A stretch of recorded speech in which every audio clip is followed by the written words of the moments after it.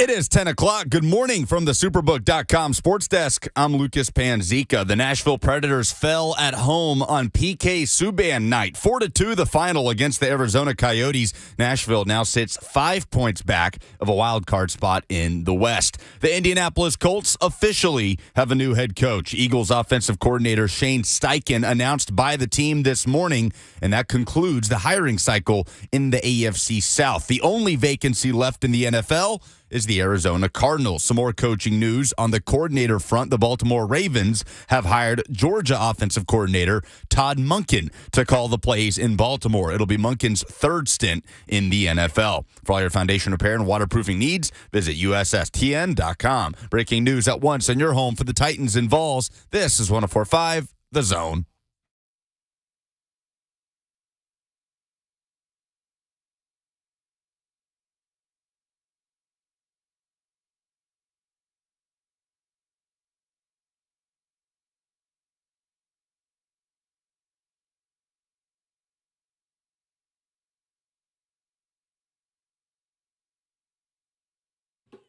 Good morning. Welcome into 104.5 The Zone. Hope you're feeling right, living well on this Tuesday. Lovely to see you. Lovely to talk to you. We're here with you for the next 3 hours. Lucas and myself got a lot of stuff to break down about the Tennessee Titans offseason. Joel Corry, former NFL agent, will do that with us at 11:20 today. So make sure you're listening. Meanwhile, news in the AFC South. You heard Lucas say it. Colts have officially hired Shane Steichen as the head coach. I'm sad today, bud. I really thought we were going to get a whole season of Jeff Saturday. It got to the point where I was more and more like, oh my God, they might actually do this. But in the end, common sense, unfortunately for Titans fans, prevailed in Indy. Well, just unfortunately for all of us. It doesn't matter who you're a fan of, except if you're a Colts fan. If you're a Colts fan, it matters to you. But for the rest of us, why not sacrifice another season for some laughs? Man, I'd love to have an inside look at that process in Indy on who was the key person in holding Jim Irsay back from hiring Jeff Saturday. Who stopped the owner? Who tied him down? I just have a visual of somebody being like, all right, Jim, no more cigarettes until you pick a head coach. Like, enough of this already. You gotta stop with the joy rides around Palm Springs on your golf cart. Gotta take a beat, make a decision. Sorry we didn't involve you in the first round of interviews. Sorry that there's still 7 third-round candidates. But ultimately, Shane Steichen is the person. We're going to get into this a little later as to which franchise is in a better position moving forward in the AFC South, because the Titans are kind of at a tipping point, it feels like, with this thing. It's been their division by default for the last, should have been 3 years if they didn't trip and fall over themselves 7 straight times to end the season. Let the Jags claw their way out of a 2-6 hole. But it feels now more than ever that as you kind of evaluate how those 3 franchises, Jacksonville, Indianapolis, and Houston, are going to move forward, 2 of the 3 going to have, in all likelihood, rookie quarterbacks in the top 5 this year, and how much draft capital either are willing to sacrifice to leapfrog the other to get that Bears first overall pick right now. That seems to be the place where they're currently at. I don't know which is in a better position, but we'll have a couple hours before we get to that. I think that for the Eagles, it's a big loss for Shane Steichen, and the way that he is discussed there's a lot of respect for him in the NFL in particular. He's had a big hand in not just maximizing what it is that they do offensively and kind of giving them a variety of different ways that they can play, but also a big part of Jalen Hurts' development. The more I think about it, we talked about this when we came in here yesterday, about Jalen Hurts being the best quarterback in the NFC potentially. And, I go back and forth on him so much as of late. He's such an incredible story and performed lights out in the most important game of his season. Ultimately, one of, if not the best performance of his NFL career. Right, but I think the thing that and maybe this is just because I've had a little more time to reflect on it, and I went back because we're going to do the Cosell pod tomorrow. So I was watching a little bit of the Eagles offense in that Super Bowl back. The fumble is egregious. He's changing hands. Or he's changing hands with the football. When that turnover happens, it leads to points. It's a tough scene. And you can't give the Chiefs any additional opportunities, obviously, because they'll come back to bite you in what ended up being a 3-point game. But I think for the Eagles, like the biggest decision they have to make is, okay, how much further can we go with Jalen Hurts? They made the Super Bowl, but are we going to be having a Jimmy Garoppolo type conversation around Jalen Hurts in a couple of years when coordinators start to be hired away, his contract gets more expensive, you have less ability to kind of put pieces in place around him? They're talking about Jason Kelce and Lane Johnson potentially as retirement, potentially going into retirement now having played in their second Super Bowl, and they're getting up there in years. It's going to be a fascinating discussion, but it starts when you have this kind of success with the coordinators getting hired off, and that's where the Colts now find themselves with their second Eagles offensive coordinator as head coach, second in a row. Potentially second defensive coordinator. I'm sorry, what? The Eagles? No, I'm talking about the Colts. Oh, I'm sorry. I thought you were still on the Eagles. Well, I mean, kind of. Do you listen ever? I drift in and out. Do you feel that's a productive way to do this? You were back and forth. It was a confusing thing that you did there. Did I confuse you? Maybe that's my fault. Yeah, because I thought you were still on the Eagles. No, I mean, I was going for the Colts. Maybe I didn't differentiate. It's entirely possible.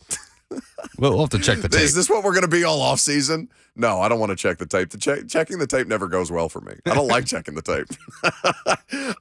It's like those hilarious. It sucks how bad the Super Bowl commercials were because there's so many funny ones that I've seen lately. Like the replay review. Who is that? Progressive? Where you've got the replay review? Like that, I feel like we need. Well, there is a challenge flag in here. Does 3HL use that? I think so. It's at Slay's Station. They have a challenge flag and a penalty flag. It requires a lot. I mean, I would have to physically get up, run over there, grab the challenge flag, and throw it. And then you just end up taking the challenge flag back there with you and throwing it on me without me having the opportunity to review anything. I like some of the Super Bowl commercials. I thought the P. Diddy one was good. Diddy only does hits. The Uber one. Oh. Diddy doesn't do jingles. That was pretty good. Diddy is excited. Anyway, so they're going to introduce Shane Steichen later this afternoon with Jim Irsay and Chris Ballard. I'm certain there will be quotes. I hope to hear more about the upper quartile of the upper quartile and how the Colts are going to get back on track. Seeing the Eagles fall short the way that they did, but knowing how much they still have to reload with, that I think is the thing that kind of stays in the back of your head in the NFC. I am most interested to see how that conference kind of takes shape because it almost feels like we talk about retooling franchises and rebooting franchises, rebuilding, whatever you want to call it. Like what in the NFC has the kind of ceiling that Philadelphia does right now? San Francisco? I have no idea what to make of Trey Lance.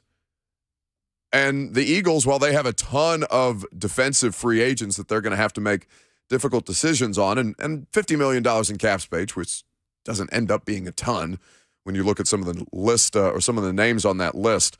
I just think to see what kind of loss this causes for Philadelphia or what kind of drop-off, if any, this causes for Philly. And, I mean, how much further can you elevate what the Colts have, and how will you know until they have a quarterback in place? 615-737-1045 is the number whenever you want to jump in. What do you make of Georgia offensive coordinator Todd Monken now joining the Ravens staff? That news broke as I was walking up the ramp to get into the studio today. You've got a statement now from John Harbaugh. Todd Monken, an OC who I think a lot of franchises would have been interested in. There was never any reporting around Todd Monken and the Titans. You heard interest of him potentially going back to the Buccaneers. I think that was before Tom Brady ultimately retired. I think that was pre-Senior Bowl when last I saw that he was interviewing for that job. Now listen to this. This is from Harbaugh. We conducted, and he's talking about the offensive coordinator position. we conducted 21 interviews with 14 candidates throughout a thorough process that had wide-ranging organizational involvement. Todd's leadership and coaching acumen were evident from the beginning. He has a proven track record for designing and teaching offensive systems that allow players to succeed at the highest levels. We're excited to get to work and begin building an offense that will help us compete for championships. Statement from head coach John Harbaugh. That sounds a lot different than what went down here, bud. 21 interviews with 14 candidates just for that one OC job? It's a lot of interviews. Maybe we run back Mike Vrabel's comments from Friday because we asked him that question. How many offensive coordinator interviews did the Titans end up doing through their process that took the better part of almost a month and a half? Are you trying to flag me down? I would say that there was at least 6 people that we spoke with at length. I would say that's probably a good number. And so when you talk to 6 people and kind of had those ideas presented to you and essentially through the interview process, a pitch meeting, for lack of a better term, how valuable was that information gathering before you ultimately decided to promote Tim? I mean, it's a long process. You know, I mean, you're just trying to get it right. You're trying to get it right for the football team and the vision, and to be able to work with players and to teach, to develop the ones that we have, and then, you know, outside of that, right, having a great feel for the game plan, and then getting into the game and calling a game and being able to adjust and you know, just have a good feel for things. So, you know, you talk to a lot of different people. You spend a lot of time with the people that you're interviewing, you know, to see what their feeling is and how they feel about the job, how they view the job, and what they've done in the past, what they would want to change, what they've learned from the different experiences that they've had, people that they've learned from. You talk to people with experience. You talk to people that don't have as much experience, that maybe aren't as experienced of a play caller, and you know, you try to just cast a wide net with all these different positions. So that's Mike Vrabel on Friday. Now, listen, everybody's hiring process is different. And just because the Ravens interviewed 14 people and the Titans interviewed, I mean, he didn't even say definitively 6, but can we say at least 6? It's a good number. What kind of, I just, having heard that back for the first time, I'm just like, what are we doing here? You thought about it, like, 6 sounds like a good number to tell you. Yeah. Like Mike, just lie to me. Just lie to me at that point. You know what I'm saying? I wonder how much input Lamar did actually have in that process. Well, they said he would. I imagine that's going to be a question that's asked. I don't know when they're or I guess they don't necessarily have to introduce Todd Monken if you're Baltimore. But I'm sure Harbaugh will be made available the same way that Vrabel was when Kelly was promoted. So we'll see some comments at some point. And on that note, The Athletic reporting just minutes ago that Georgia is going to elevate Mike Bobo, offensive analyst Mike Bobo, to replace Monken as the offensive coordinator. Bobo, a very experienced play caller in the SEC. So in the same way that Georgia just has a feeder league of talent sitting on their roster, they can do the same with their coaching Well, staff. Bobo was Mark Richt's offensive coordinator for about 7 years, 8 years, from looking it up, 2007 to 2014. And he worked on that staff as the QB coach since 2001. So he worked for Mark Richt for about a decade and a half at Georgia, and then came back after being the offensive coordinator under Brian Harsin for a season. What am I to make of Mike Vrabel's answer? About 6. Now that I know that that John Harbaugh has interviewed 14 candidates for the offensive coordinator position. 615-737-1045 is how you jump in. We're going to get into more Titans offseason discussion coming up next.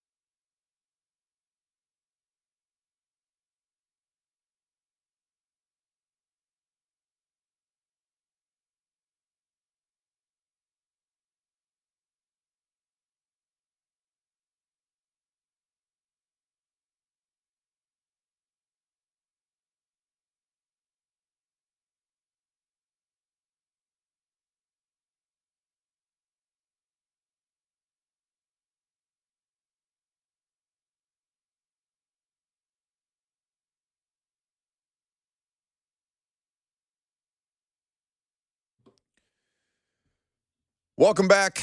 So, coaching moves in the NFL. Colts have their head coach. Ravens hired an OC.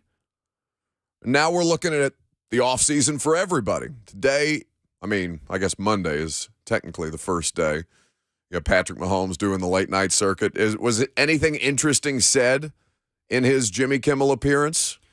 I saw a clip floating around on social media that Andy Reid said he was going to bench any player that tried to watch Rihanna's halftime show. Do you think that's fair to be benched in the Super Bowl because you wanted to see the halftime show? Yeah, probably. Right. Like, I get it if you're like the backup. I don't know. So, like Evan McPherson, the Bengals kicker a couple years ago, went out to watch that last year, the LA halftime show.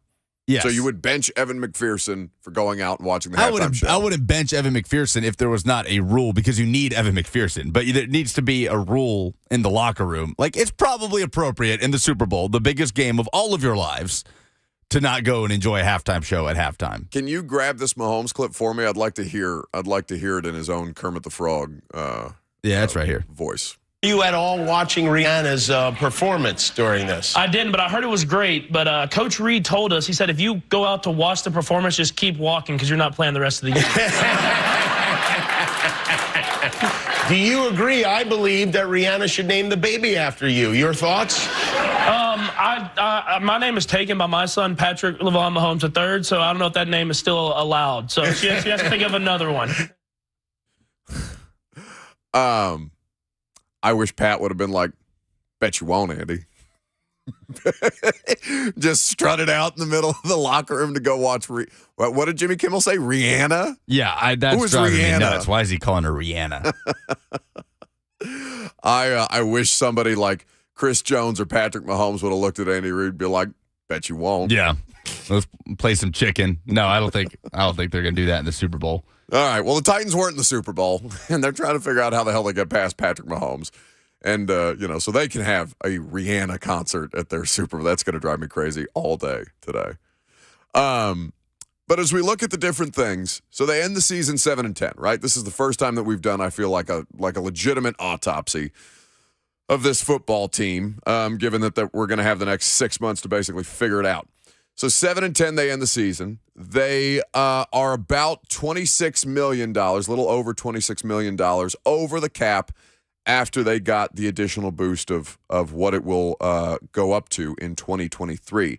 They've got 6 draft picks coming up, and their first round pick is 11th overall. So the biggest offseason priority that they need to figure out, is it personnel or is it something on the field that goes beyond it? Now, both of those things can be related, but as we're going to get into later on, there's been some reports about interest, quote unquote, in other quarterbacks who shall remain nameless for the time being, but we'll get to that.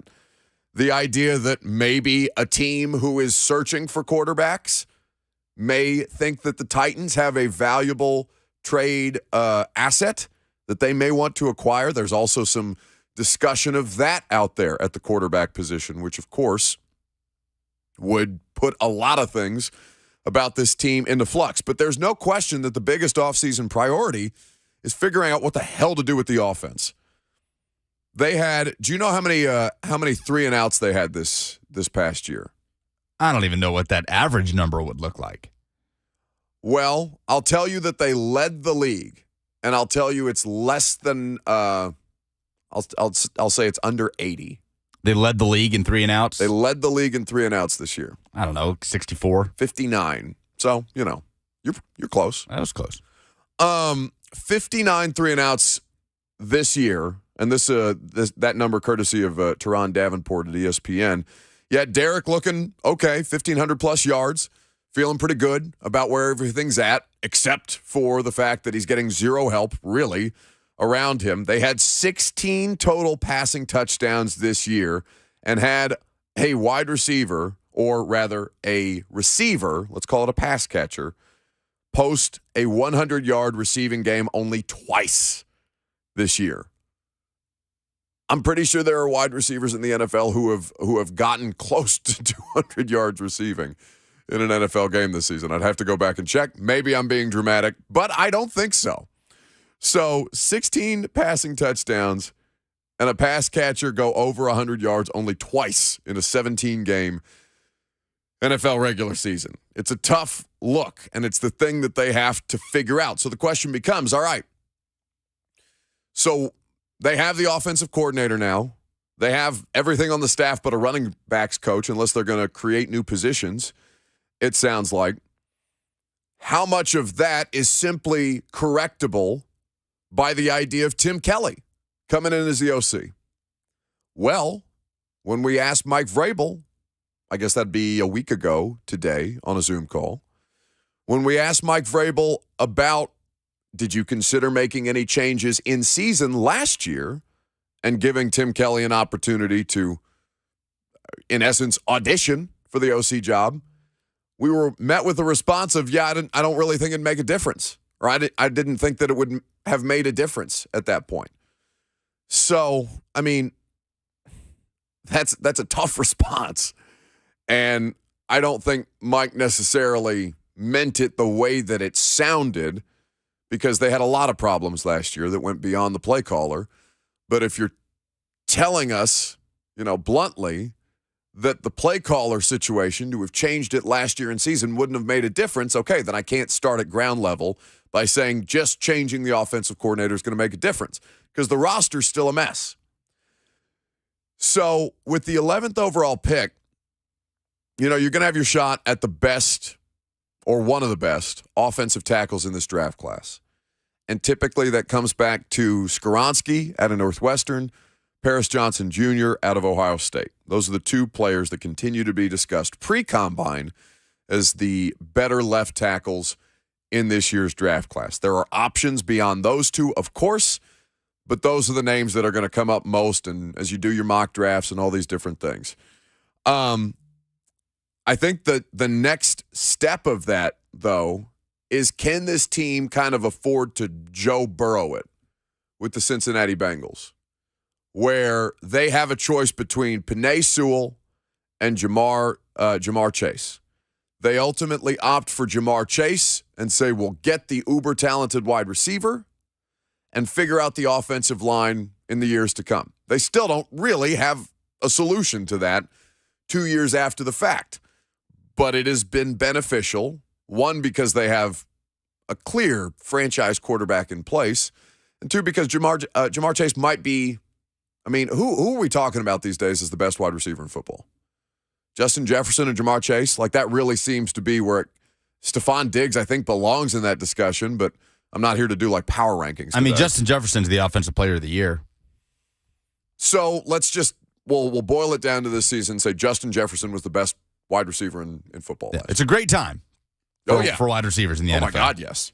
But this draft is not those drafts, right? You'll still have your opportunity at one of the best wide receivers in the class, to be sure, if you stick and pick at 11. But I don't necessarily know, and I'm fascinated to see how Rand Carthon goes about this, and I guess the next opportunity that we'll talk to him, I don't remember if they do a pre-combine press conference. That doesn't sound right to me. But maybe I'll have to go back and look at stuff from years past. But at some point around the combine, we'll talk to the Titans GM. And, I think there is some merit to saying, all right, if there's high-level enough playmakers at the positions that you need, because you still do need a wide receiver, you need a tight end, but you can get one of those this year. You need a solution with Derek Henry as far as third down backs are concerned, because Dontrell Hilliard, I think you can find more cost-effective options. And you just, at a certain point, you have to get better, younger, and faster at that position. And he is a free agent, correct? Dontrell Hilliard was on a one-year deal this year, and unfortunately for him, had a season-ending injury. So I think as far as that goes, you already have Hassan Haskins on the roster. I think I still lean more than anything, and we'll probably debate this 16 more times, but I still lean more than anything of figuring out the offensive line, because it's just the thing you've been chasing the longest. But how counterintuitive is that to what Mike Vrabel told us at the end of the season, where they just need to get faster? I think a lot of that, I think you have to take him at his word that they legitimately need better team speed. And we've never really talked about them as a team that has true team speed. Now, maybe they weren't using AJ that way that often, because we talk about, at least I came in here feeling a little differently about what I saw from AJ this year in Philadelphia and kind of what I thought AJ Brown was when he left here, which is one of these big-bodied, you can box out a defensive back, you can make a contested catch, but you're basically just catching stuff over the middle and taking off with it and breaking tackles. Whereas AJ this year is making plays down the field. They're throwing more or deeper routes to him, essentially. He's having to adjust under the ball a lot of times, so you see his ability to track things. And it's not like we didn't see that at all here in Tennessee, but I just felt like I saw it more this year in Philadelphia that made me feel like he's a more well-rounded wide receiver than we might have seen showcased here. The offense at its height under Arthur Smith, I feel, had plenty of team speed.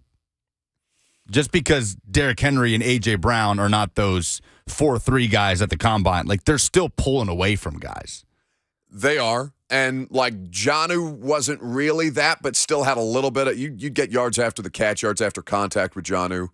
But – how many of those the one catch AJ had on sort of the catch, turn, pivot, and then take off upfield down the sideline, yards after catch pickup. How many of those did we see in Nashville? Oh, plenty. And broken tackles, plenty after. Derrick Henry breaking a tackle on their own 4-yard line and running a 94-yard touchdown, just outrunning Texans defensive backs. So I guess what it comes down to is if you're a coach, how do you differentiate between team speed and play speed? Because that's what Mike would bring up to us with Derek and AJ all the time. Play strength, play speed. Yeah. Right? It's not how fast you run the 40. So I don't know if he's differentiating there or not. I don't know if there was a follow-up when Mike Vrabel was asked. But I still think that everything gets so much easier if you can just get that quarterback a little more time. But then the idea of, are they actually interested in Derek Carr? I don't know if I buy that. Oh, God.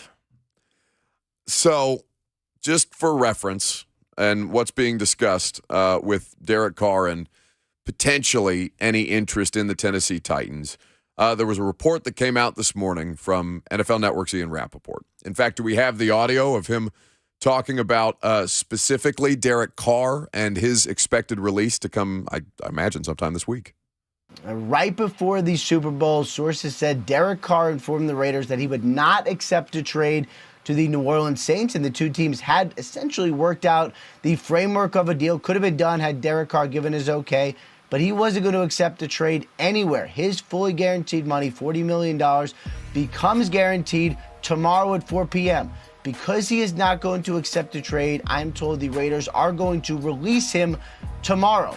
He will no longer be the Raiders quarterback. They will simply move on, get out from under the money, and plot their new path forward with a new quarterback. And then Derek Carr will instantly become the top free agent available. Unlike most free agents who have to wait until mid-March, he could sign now. Among the teams expected to be interested, still the Saints, the Panthers, the Jets, the Titans, and some others. Yeah.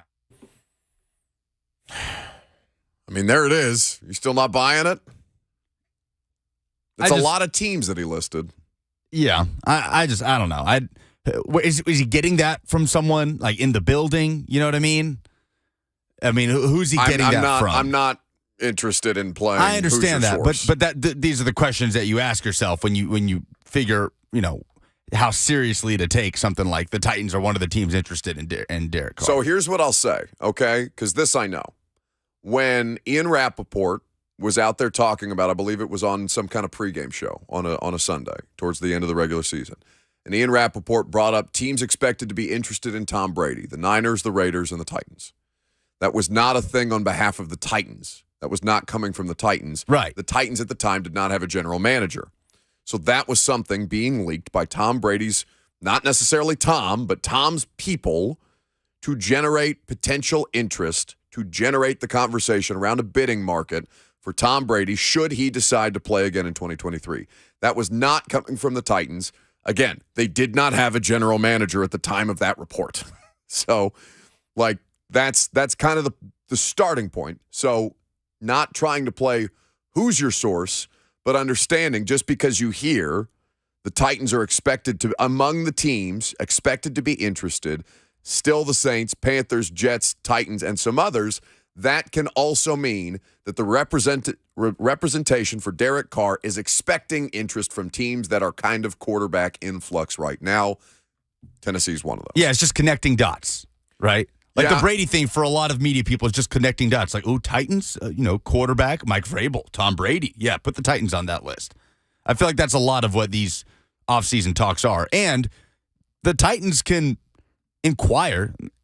It's like so-and-so general manager is taking calls about the 15th overall pick. Like, yes, that's his job to take those calls. Here's the thing.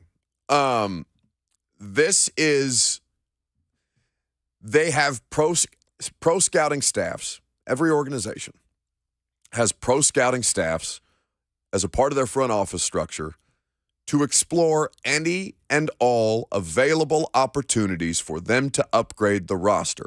Pro scouting staffs specifically focus on guys that will be available via trade, guys that will be cap casualties, guys who are upcoming free agents, and the like. Waiver wire stuff, all of these things. Players who are currently in the pros. So for a team like the Tennessee Titans to do their homework on Derek Carr is not abnormal, in the same way that them doing their homework on Aaron Rodgers or Tom Brady or whomever.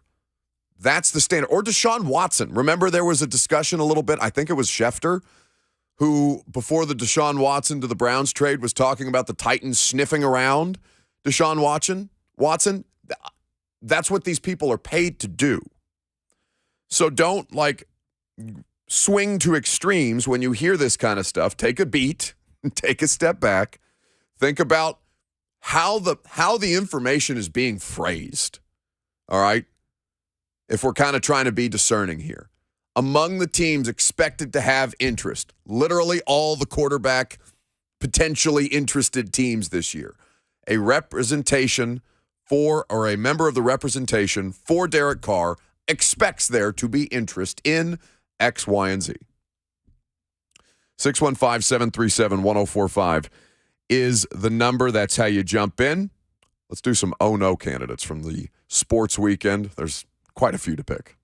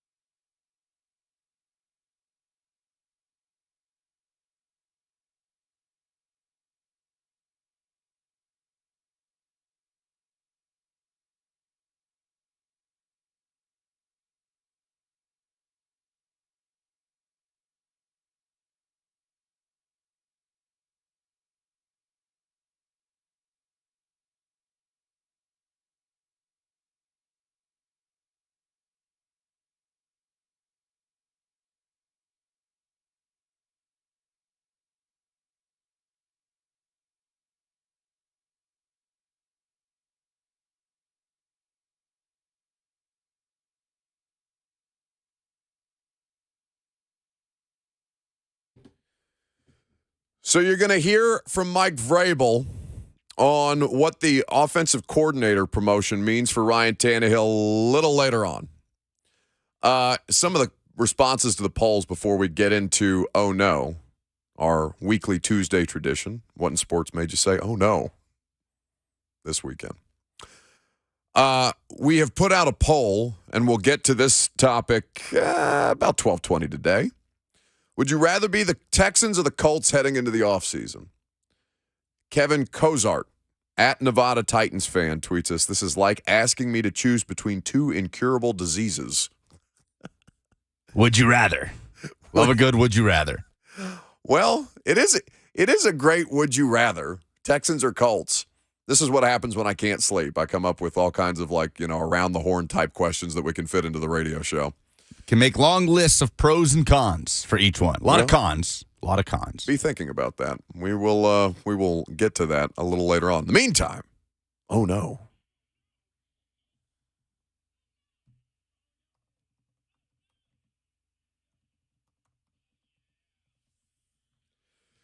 What in sports made you say, oh no, this weekend? My God, Lucas, I hate to start it off the top this way. What the hell do I do with your basketball team? Oh, no. Oh, no, bud. Have you ever seen that? Oh, not like this. Not to lose back-to-back buzzer beaters that way. Just unbelievably brutal. The Vanderbilt loss on February the 8th. They follow that up this past Saturday at home against Missouri, 86-85. They have one of the better offensive performances in a half that they've had all season. And then just squandered at the end. Santiago Vescovi misses some critical free throws. Oh, no. What has happened to the Tennessee Vols in the span of just a week? Now, I know the top 25 is a more fluid thing in college basketball than anywhere else, right? It's a very difficult thing to truly judge on a weekly metric because you're playing two games between each ranking, and in all likelihood, you're going to move around.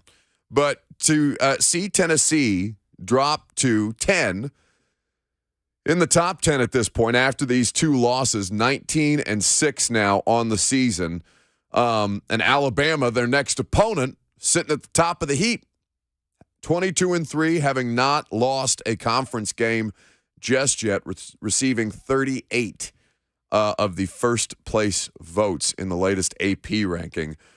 Just Vols basketball in general. Oh, no. Yeah, and the problem is this 2-week stretch was supposed to be kind of your, win stat patter. Like this was supposed to be Vandy or Florida, Auburn, Vanderbilt, Missouri was supposed to be an opportunity to go up against some defenses that have been struggling, particularly Vanderbilt and Missouri, and take full advantage of that and get right on offense before this stretch run that now you're about to embark on of Alabama, Kentucky, Texas A&M. That's playing really well right now. This is the toughest stretch run in conference play for Tennessee all season. Really backloaded conference schedule and pretty bad couple of results to kind of launch into it. And it's just like the Vanderbilt game. So many opportunities to come away from this Missouri game with positives. 53 points, best second half performance of the season despite the first half struggles. The emergence of Tyreek Key. Key in back-to-back games now has stepped up on offense. He's aggressive. I don't know if that's a product of Josiah Jordan-James being out and him getting more opportunities or just him changing his mindset. Don't ask questions. Just accept it. 23 points against Missouri. Vescovi kind of got back on track shooting the three ball, 4 of 9 from beyond the arc against Missouri. And there's that opportunity of, okay, defense struggled at times, but you put up 85 points and you got to win against an SEC team. And then... oh, no. Oh, no. Do we have the TikTok sound? Oh, yeah. I forgot we had that. Oh, no. Oh, no. I just like that as a finish. It's going to be interesting Wednesday. It's going to be a fun environment. Checkering Thompson Bowling Arena for top-ranked Alabama and Brandon Miller coming to town. You've done it once this year. Done what once? Beat Alabama at home. Oh, yeah, in football. Yes, you are correct. Just trying to be relatable. My oh no for the weekend is Oklahoma State. Not the football program necessarily, but the university. Okay. Because the official Twitter, now, I'll proceed this by saying much was made of the field. on Super Bowl 57. As it should be. It was honestly horrific. Not nearly enough was made about the Super Bowl field. Like, I've seen a lot of talk. Just because we didn't dive into it, I've seen a lot of talk about the field. I mean, players calling it, saying it was like playing in a water park.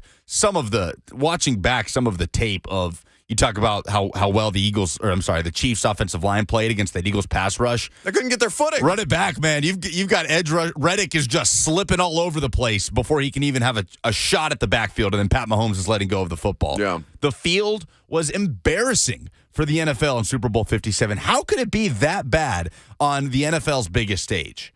How? And so there was this whole report about they spent about $750K on that field this year, whereas like in years past it's cost like $500 to take care of the field for the Super Bowl.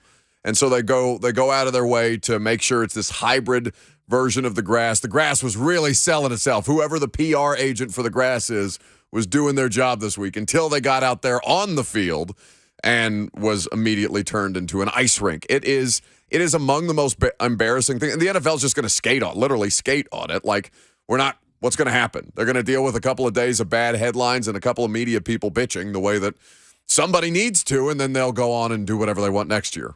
So, back to my original point. Oklahoma State University. The official Twitter account at OK State tweeted at precisely 5:48 p.m. right around kickoff of Super Bowl 57, saying the Super Bowl is being played on hashtag OK State turf grass. What? See what ESPN had to say about the special variety of turf, and attaching an article written by ESPN about the turf for Super Bowl 57 and where it comes from. The headline, "The grass at Super Bowl 57 has been years in the making. Be warned, when you're watching Super Bowl 57 on Sunday, you might get the urge to take out your driver for a few swings. That's because the grass that the Philadelphia Eagles and Kansas City Chiefs will play on inside State Farm Stadium will be the same turf on which you would play 18. The turf is Tahoma 31. It was developed at Oklahoma State University." So my no goes to Oklahoma State for touting that's our grass. That's right. Oklahoma State cowboy grass. That's what the NFL's biggest stage is being played on. Yay, us. And this, friends, they hyperlinked the article. this is what we call, in the Twitter world, a ratio. 350 retweets, 2,253 quote tweets, 1,453 replies to Oklahoma State saying what a frigid cold take by you to tout the grass that Super Bowl 57 is being played on as your own, and then it proceeds to be probably the worst playing surface in modern NFL history, at least at the Super Bowl. That's in a championship game. Go ahead and hit him with the TikTok. Only one? Why is there? Oh, no. I hate you for that. I walked right into it head first. Yeah. Tough, sick brag. It's your grass. I was so happy to see that tweet because it popped up on my timeline somewhere in the second quarter when many comments had already been made about the state of the field. So many people saying, you can delete this. It's not too late. It's not too late. Get it's out okay. while you still can. You'd be forgiven to delete this. I would delete it if I were them.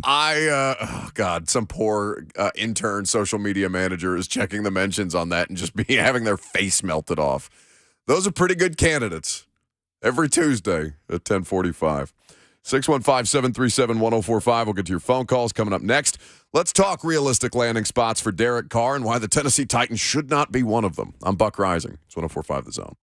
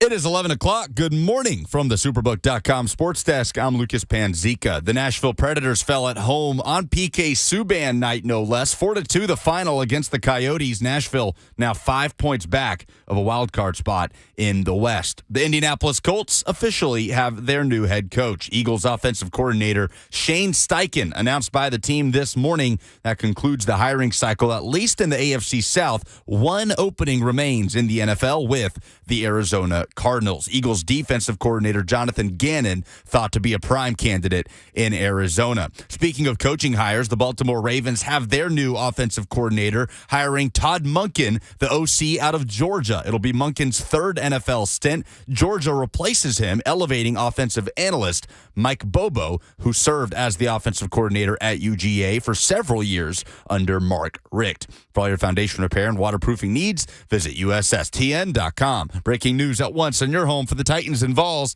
This is 104.5 The Zone.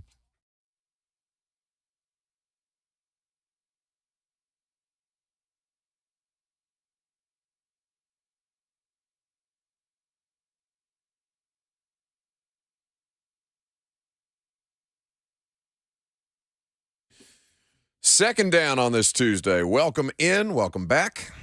Lovely to have you guys here. Lot to talk about in the NFL. Titans in the quarterback market, question mark. Who's to say? Apparently Ian Rappaport of the NFL Network has some thoughts. Joel Corry of CBS Sports, the former NFL agent, will join us, and we'll go through the viability of some of what's being discussed out there, get his read on the Titans' offseason outlook. Your phone calls are always welcome. 615-737-1045 is the number if you'd like to jump in. We go first to Eric in Nashville. Did our Oh No segment. He looks like he's got one. What's up, Eric? How we living today? Guys, yeah, this is the first time I've heard of this, guys, but I think I've got the perfect oh no. You know, guys, in some ways I wish I could feel sorry for them, but I can't, and that is the entire city of Philadelphia. And here's this from this perspective. If you remember, guys, they lost in the soccer finals, the Philadelphia Union did. The Philadelphia Phillies lost the World Series to Houston Astros, and now the Philadelphia Eagles have lost the Super Bowl to the Kansas City Chiefs. And, of course, the fans got upset on that holding call and took to the streets. In fact, I saw a video of it where they were fighting and clashes with police, and there were fans arrested. So, guys, this is the city that's known as brotherly love. We need to quit calling them that. I think you need to now start calling them the city of brotherly shove. Guys, y'all take care. We'll talk again soon. Oh, no. That is real pain. I mean, that Philly, is pain. yeah, that's tough, man. That is so brutal. You would almost rather just not make any of them. Like, if you're going to go 0 for 3. Yeah. No, as a think fan, I feel that. The pain of making it to the championship game and losing, much less the pain of making it to the championship game in 3 different professional sports and losing all 3. And the way they lost all 3. I mean, the Union lost, and it was an insane MLS Cup final where they score in stoppage time to take a 3-2 lead, and then LAFC scores at the very death to send it to penalties, and then LAFC wins in penalties. World Series wasn't 7 games, so it's not that much heartbreak, but they lose in 6, and then the way they lost with the holding call and a game-winning field goal with 8 seconds left on Sunday. No, don't put it on the holding call. Well, I'm not putting it on the whole. I'm saying that is a heartbreaking way to lose. Yeah, it's brutal. I am very much in the camp of that was the right call, but it doesn't make it any less painful. If you're a Philly fan. The city of loserly love at this point. That's kind of lame. I think Eric's city of brotherly shove was. They're both lame, but it's still funny. I mean, I can't imagine. There's 2. I love living in Nashville. I love doing this show in Nashville. But there is only 2 days where I have thought, man, what would it be like to do sports talk radio in a different market? And both of those moments came to me yesterday, where I thought about, oh my God, what must Eagles fans be like on the Monday morning after losing the Super Bowl, after also losing the World Series, after also losing the MLS Cup? What must they be like? And then 2, what the hell does New York radio sound like yesterday after finding out that Todd Downing and Nathaniel Hackett are the fix for the Jets offense in 2023? Woof. Philly Mike in Franklin. Maybe needs a little a bit of a therapy session. Hey, what's happening, Mike? No, Buck, I'm good, man. I talked to 3HL yesterday, but tell the brother who just called, man, we're okay. People in Philadelphia are okay, but at least we have some championships. We have 2 Stanley Cups. We have 2 World Series with the Phillies. We have actually 4 pro football titles for the Eagles, 48, 49, 60, and 18, and the Sixers have 2. So at least we have some championships. So I just want that dude just to know that we have some titles, and Nashville doesn't. So. And say, eat it, Mike. Don't be so diplomatic. Eat it. Eat it and twist it. That's all I got to say, man. Guys do a great show, man. Take care. Thanks for the call. See, we need a little Philly. We need a little more Philly in our lives. I got a taste there. Now I want more. I want to know what it's like to sit in a Philadelphia sports talk radio studio on a Monday after that Super Bowl and just get your face melted. I like Philly. I like the town. I like a lot of things about Philly. The food, the show, the town. The show? It's Always Sunny in Philadelphia. Oh. My favorite TV show of all time. You know this. Yes, I know, but not everybody in the world does, so sometimes clarify yourself for the audience that changes over every 10 minutes. Their fan base can be extreme, but I respect that. Are you calling Philadelphia sports fans extremists? In a way. Is that what you're alleging? No, they are. They are absolutely extremists. Anytime the city has to use, city funds to grease telephone poles. It's a thing. To prevent fans from climbing them. It doesn't work, by the way. There's still somebody end up on a telephone pole. They still get up there. So I respect that. So we've had this conversation. My favorite fan base in all of sports are Eagles fans. I mean, by a mile. They are insane. And it did not hit me until the Titans made that trip. We all made that trip to Philadelphia. And it's the first time that I've been in the Link. It's the first time that I've seen an Eagles game live at their home stadium with their fans in full froth because they are, I think they were still undefeated at the time. Did they have a loss? When the Titans went up there? They lost to Washington. They had lost to Washington on Monday Night Football. So they lost one game prior to that. But still, the tailgate scene was crazy. And to see the way that they responded to everything, they were chirping at us in the press box. They were chirping at, obviously, the Titans ownership, double middle fingers. Thanks for giving us A.J. Brown. Now eat it. It was like Bills fans are the most generous. They're the most heartwarming of the fan bases. Eagles fans are my favorite because Bills fans have the best time. I don't know, man. Eagles fans have a time.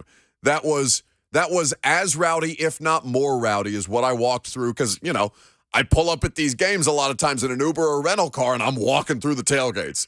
And the you Bills can't fans, tell me it was rowdier than the Bills tailgate. I can. In fact, I would make the argument. Yes, I could. I would very much disagree with that. Love Philly fans. They're absolutely insane. The in-stadium atmosphere is probably the most insane. But, dude, the Bills, outside of Highmark Stadium, it's just tailgates for miles. All you see are RVs, and they're there 3 hours after the game, Buddy, still that's partying. Philadelphia is specifically designed for it. All 3 stadiums are right there. It's just parking lots. There are layers and layers of parking lots. Now, the Bills one, it looks, I will grant you, it looks a little more expansive. It's as far as the eye can see. Because there's nothing out there except drunk people. Exactly. It just looks flat. Right. There's no structures. That's all they have to do. There's no light poles to obstruct your view. It's just a wasteland of somebody jumping off a table and pouring condiments on themselves. I just couldn't believe how active the tailgate scene was after the game, after the Monday Night Football game in Buffalo. Dominic on YouTube says, bringing up old championships makes you sound extremely upset, also makes you sound like Cowboy fans. Shouldn't they be? Eagles fans are allowed to be bitter. They are totally allowed to be bitter. What, I mean, were you not bitter after you got bounced by the Jags? I would be bitter if I was an Eagle, if I was any sort of Philly fan. Absolutely. This would be a rough week. I think it is an earned bitterness and also one that we welcome more often. In fact, I think we could all stand to be a little bit more bitter. I don't think that's probably not great advice for me to give out either way. 615-737-1045. So realistic landing spots for Derek Carr at this point and why the Titans should not be one of them. I was looking at some of his numbers this year and kind of where he is at this stage of his career. He is, I mean, he's one of the better, like statistically, he'll go down as one of the better quarterbacks in Raiders history, but it feels like every time we have a modern day quarterback who has a, let's call it 6+ year career with a franchise, with just how much the passing has inflated, you're going to statistically be one of the better players that's been a part of your organization, even as the Raiders have a very, very long and storied history. So it sounds like he's only 31 at this point. He's 2 years younger than Tannehill. New Orleans and the Jets are reported as the top options. He also mentioned, Rappaport did, the Panthers and the Titans. Now, he'll be 32 very soon. Okay. In a month. By the way, a very happy posthumous birthday to Steve McNair. Happy birthday to him. I don't care. Good luck. Happy birthday to Air McNair. Anyway, we do care very much. We do care. What, are you scared? Are you afraid you're going to be haunted if the lasting impression you leave on Steve McNair's birthday is Stephen A. Smith yelling, "I don't care, good luck"? There's a lot of people new to the show. They might not know about the bit. Yeah, but they know all about your love of It's Always Sunny in Philadelphia. That one you're good to just gloss over. I think of all the viable landing spots for this dude at this point, doesn't New Orleans make the most sense? I think we fully expect New York to make a run at Aaron Rodgers. And we know that the Packers are not going to trade that dude inside the NFC. That's been the biggest statement at this point. So with that being said, I think New Orleans, of those options, if you know that the Jets are going to be a possibility for Aaron Rodgers, then I think the Saints just need some kind of stopgap. Where are they picking this year? Doesn't somebody, I think like Philadelphia has their first round pick, right? I need to fact check that at this point. But I think that of all of these options that are mentioned, New Orleans just seems like it's in the best position for a transitional quarterback that can be acquired on the free agent market. And I guess they kind of did that with Andy Dalton this year, but that wasn't their intent. They went in with Jameis as the starter, and then Jameis had some injuries. Wasn't he talking about how everything hurts in a post-game interview, and that's the game that they yanked him after, and Dalton was the starter for the rest of the season? So the Saints picked 29, and they acquired that in the Sean Payton trade. So they got a first-round pick back, because I think Philadelphia has their first-round pick. They did not have a first-round pick until the Broncos hired Sean Payton. Got it. Okay, so so it made an even better deal for New Orleans at that point. Anyway, so we'll see what New Orleans does. I just think the Titans make the least sense of any of those four, don't they? To go with Ryan Tannehill already under contract, even as there's substantial savings to be had post June 1st. To downgrade at quarterback, and he is a downgrade, make no mistake, especially for an offense that requires some kind of quarterback mobility, or at least that makes it a bigger threat to have some kind of quarterback mobility, assuming that Tim Kelly is going to keep those kind of principles in place. Derek Carr is not a mobile quarterback. Derek Carr is a statue back there, playing behind an offensive line that is also very much in transition. Joel Corry, CBS Sports, former NFL agent, he's going to join us, and we'll talk about all of these different things and how he would negotiate on behalf of some of the Titans players coming up next.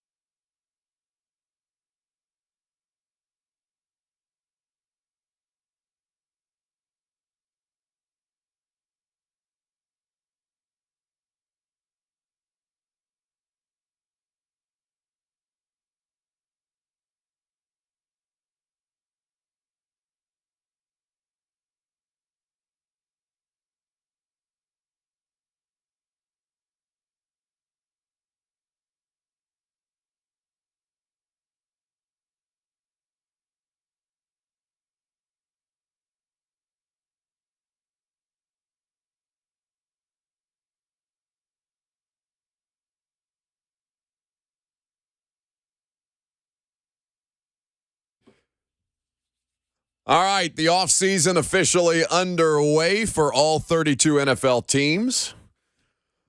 Good time to get a former NFL agent's perspective, and we always welcome Joel Corry's insight. You can follow him at Corry Joel on Twitter. You can read him at cbssports.com. The Agent's Take, a column always worth checking out anytime he has a new piece up and available. The latest, Joel, and it's great to talk to you again as always, on Jalen Hurts and what that new deal might look like for him.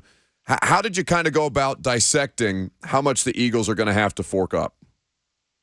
Well, first I did Carson Wentz and where they put him in the marketplace when they gave him his extension after his third year in the NFL, and they made him the fourth highest paid player. And Hurts has done more than Wentz, so that means the floor's got to be Kyler Murray's $46.1 million per year. Then I kind of looked at a quarterback who was off of a rookie deal that kind of faltered down the stretch one year, Jared Goff, and what they did for him when he lost in the Super Bowl. That made him the second highest paid player, which is currently Russell Wilson at $49 million per year. So you're probably approaching $50 million per year for Jalen Hurts. Question is it 4 years, 5 years, or does Philadelphia want to try to sell him on a Patrick Mahomes lifetime contract thing, which I don't think you're going to see become a trend. Yeah, that's such a fascinating concept, and I wonder what you make of that, given your profession, Joel. When they did that deal with Mahomes, how that kind of read to you from a negotiation standpoint.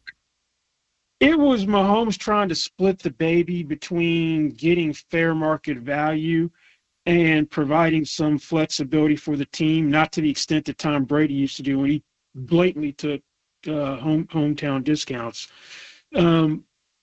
It's not the way to go if you're going to maximize career earnings, because we've already seen multiple quarterbacks blow past the $45 million per year average. And it was a 10-year extension when he had 2 years left on his contract. So I think at some point in a couple of years, 2 or 3 years, they're going to have to adjust that deal from a financial standpoint, because there are going to be so many quarterbacks that have blown by him. Extremely long contracts never work out from the player if they're thinking about where they rank salary rise. If Mahomes is more along the Brady tact, where I care more about rings than my true worth, then they're going to be fine. If he starts looking at it, and we got multiple quarterbacks over $50 million per year, someone's at 55, I'm at 45, then this deal gets redone at some point in time. At Corry Joel is where you follow him. CBSSports.com is where you can read The Agent's Take, the column that he writes on a regular basis. Most complicated quarterback situation to work through this offseason from your standpoint, Joel, what the Bengals will have to go through with Joe Burrow, the Eagles and Jalen Hurts, or the Ravens with Lamar Jackson right now? Well, personally, I don't think any of them are complicated. Okay. But my perspective is a little bit different than most people's. But I would say the Ravens, just because of the directions they could go. First of all, he is not going to hit the open market. They're not going to let him walk out the door for a third-round compensatory pick in 2025. That's off the table. Then it becomes, are you going to franchise him with the non-exclusive tag or the exclusive tag? They're different price points. Non-exclusive is a little under $32.5. The exclusive right now projects to over $45 million. If you put the non-exclusive, you're inviting him to leave, because the compensation for an unmatched offer sheet is 2 first-round picks, which is not adequate compensation for Lamar Jackson, given the Deshaun Watson and Russell Wilson trade costs, which is 3 first-round picks plus. And you've seen non-quarterbacks go for more than 2 first-round picks: Jalen Ramsey, Jamal Adams, Laramie Tunsil. Then it becomes, if he still wants to get a fully guaranteed contract, which is an outlier right now, and I don't think anyone else is going to help him in that regard, at some point does signability become an issue, and the Ravens decide, I'm going to try to auction him off to highest bidder and get a Russell Wilson, Deshaun Watson type haul after I put the exclusive franchise tag on Lamar Jackson. So that's probably the one from the outside looking in for the average layperson might be most complicated.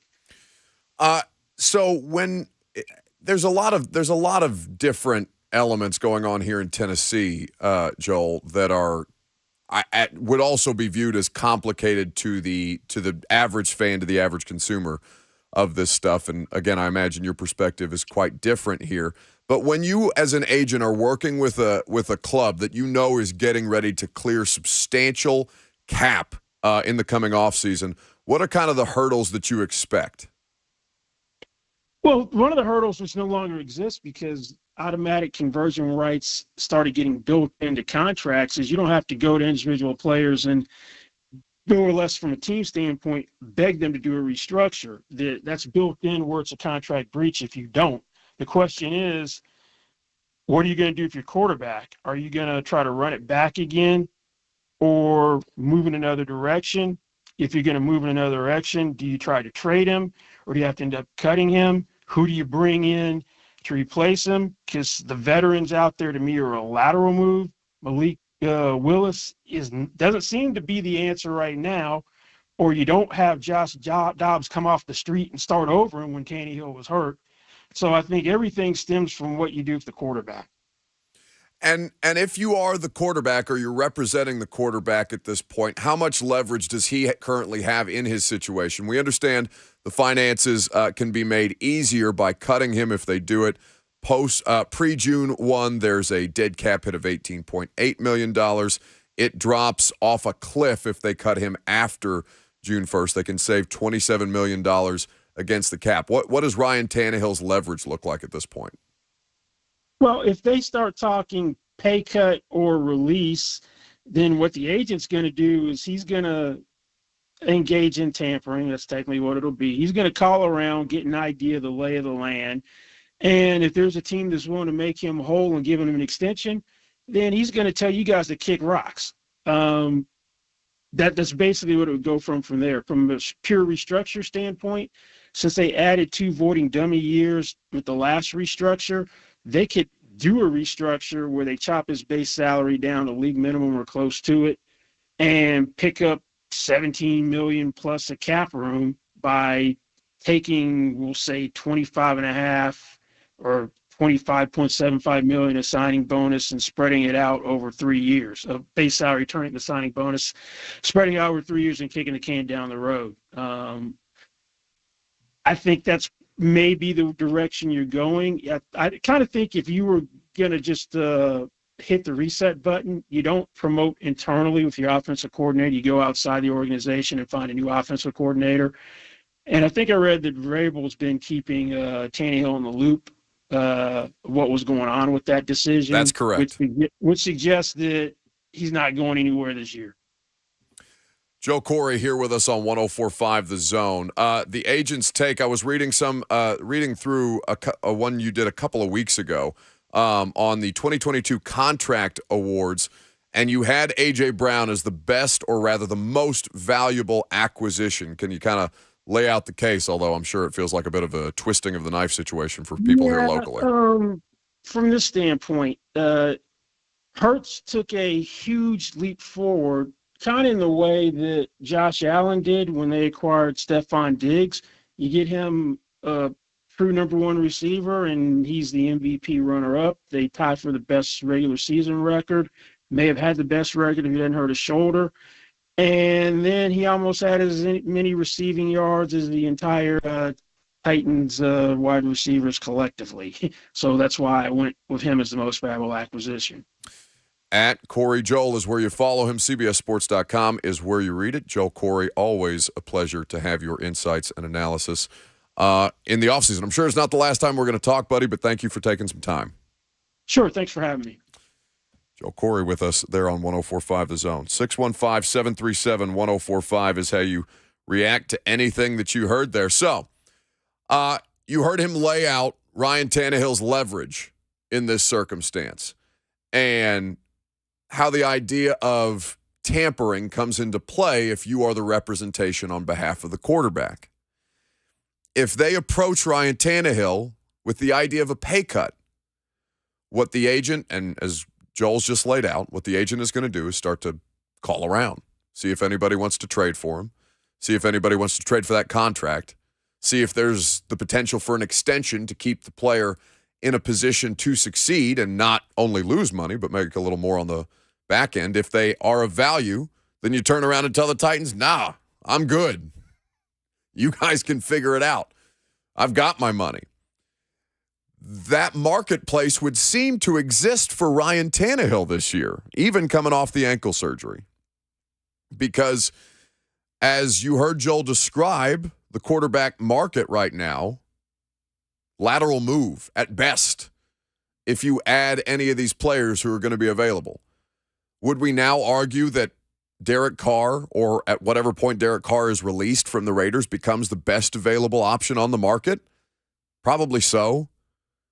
He's out there with names like Baker and Jacoby Brissett.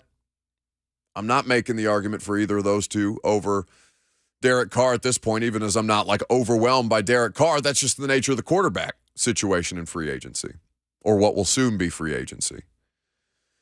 So it seems like Ryan Tannehill has a substantial amount of leverage here, even though the marketplace, or I think in benefits by the marketplace and Tom Brady's absence from it.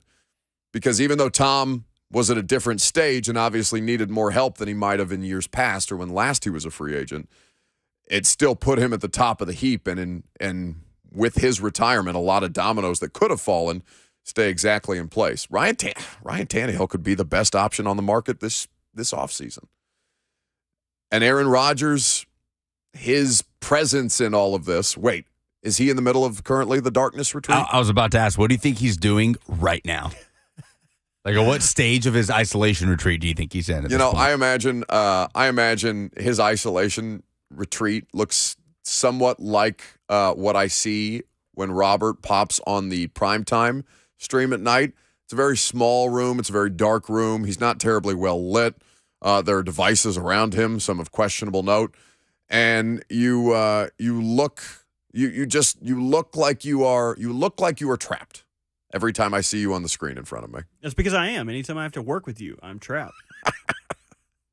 See, this is what happens. Now that he has to spend nights with me, too, he's starting to develop a little bit of a Lucas attitude, and I really can't deal with that on both fronts. Well, what are you doing coming in here wearing the shield? You're a big NFL guy? You look like a sorority girl had to walk home. I was gonna call him out for it, but then I realized it was in Nashville, NSH. I've got to pay more attention to the details. You really want to come after our friends at Hang 10?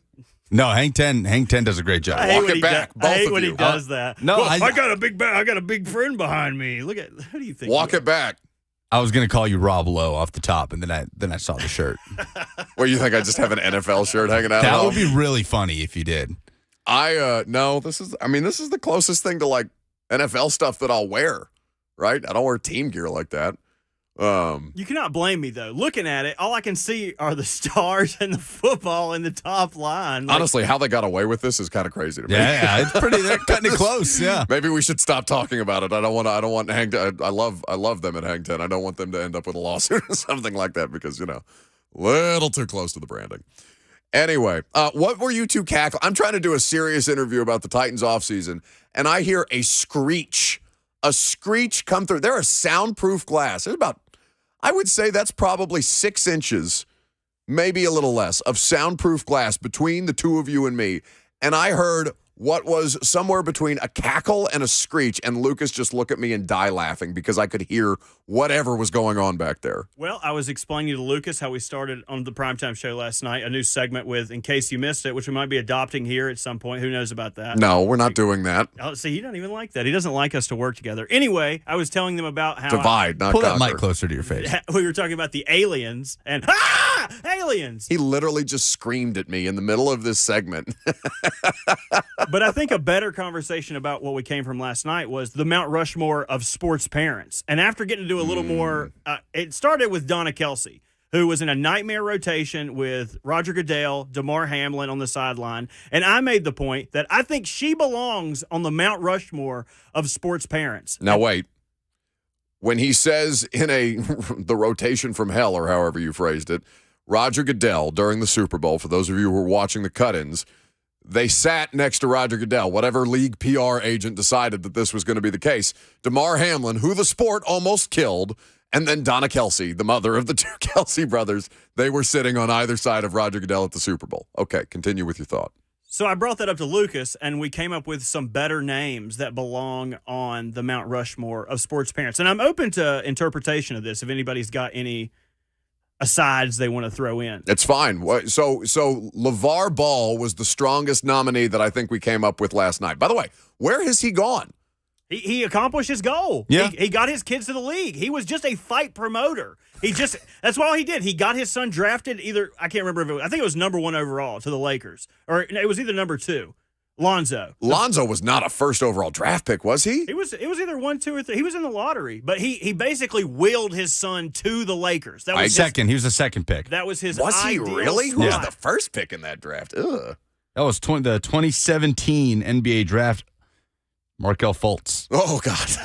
Hey, they messed him up. They made him change his shot up. That's not Markelle Fultz's fault. But after doing a little more research, we got LeVar Ball. We've got Donna Kelsey. Mm-hmm. We had Richard Williams, who you're not a fan of. No, don't do that. I didn't like Will Smith's poor interpretation of Richard Williams. I thought the story of Venus and Serena Williams, how they came up, was vastly more interesting than a poor Will Smith accent. But I thought it was like him doing the Concussion Doctor, where he's fumbling around trying to do some kind of African accent and stumbling out "tell the truth" in ways that I'm not going to intimidate because I don't want to get canceled today. He's writing down names. He's taking this very seriously. Feverishly. So I'm going to pitch some to you, and you tell me if they belong up there. Okay, hit me with it. All right, how about Doc Rivers? Ooh, Doc is a good one because there's no Austin Rivers just got in a big fight the other day with Mo Bamba, who I discovered was still in the league because he got in a fight with Austin Rivers. Well, then he was promptly traded to the Lakers, I believe. I think he's with LeBron now. Mo Bamba is. Yes, correct. Excellent. Well, that's much better than where he's been living out his purgatory in Orlando. I will. The island of irrelevance. Also where Markelle Fultz is, by the way. It's like the Bermuda Triangle of sports. I will accept Doc Rivers, especially because of the nepotism. I think Cal Ripken Sr. belongs up there. I think he's one of the only people to get to play with his son, which LeBron may come close to, and LeBron may also end up on the Mount Rushmore before long. But he got to play with his son. I don't know if you guys are big baseball guys. How big is this Mount Rushmore? I mean, there's more than 4 heads. And how have we listed this many names without getting to the Mannings? Arch. No, Archie. Or the mama. What? Who's the mama Manning? What's her name? I don't know. The matriarch. I don't know. We need to have some women on here besides Olivia? Donna.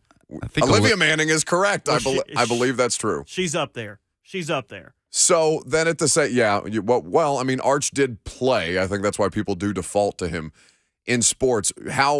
So we have to have a cap. Like there has to be 4. We can't just list names. I'm just presenting names, and you tell me who belongs. Okay. I went to a poll. I got one more for you. Dale Curry. Dale Curry's good. But if I'm going to include, Dell Curry has to be on there because Seth is a good basketball player. Sure. Like Seth is thought of as like the forgotten Curry, except he's kind of a stud. He's been a good 3-point shooter for quite some time. I think he was shooting like 47% from 3 last year or something outrageous. I will take Dell Curry. I will take either Olivia or Archie Manning. I will accept both of those as a nominee. We have to have a representative from the Manning family. Jack Harbaugh and his wife must be nominees. Okay. I think outside looking in the Harbaughs. I think 3 or 4 Super Bowls for the Manning brothers is better than the 1 Super Bowl ring that John has for the Ravens. The Griffies, of course. The Griffies. Can you say, of course? Do we have to have a baseball? Do we have to satisfy the portion of our audience that is 55 or older and say a baseball name? Because there are a million there are so many baseball players, kids playing baseball like right now. It's ridiculous. Barry Bonds' dad, Bobby. I love the alliteration. They were like, nope, our kid's going to have a B name. We accomplished absolutely nothing at the end of this segment. Great. That's my whole job, man. Shadows. 615-737-1045. See, now people are pissed. They want to talk about Bruce Matthews, and you've completely ignored all 3 of his sons that were NFL linemen. We are going to, why don't we get into this? There's a Preds Minute because, oh my God, what happened to them last night on PK Subban night must be addressed. I'm Buck Rising, 1045 The Zone.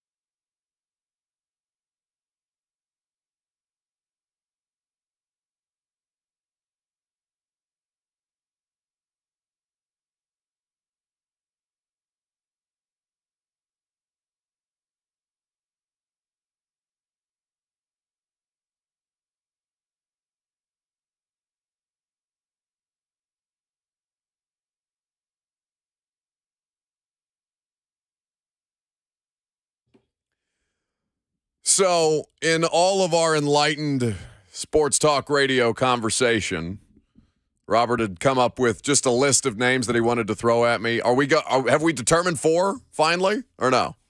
We just wanted to throw names out there and torpedo the remainder of that segment. It's hard to get it down to 4 because people are starting to throw Buddy Ryan at us and the Bosa parents and the Watt parents. There's a lot. No, the Bosa parents don't get anything yet.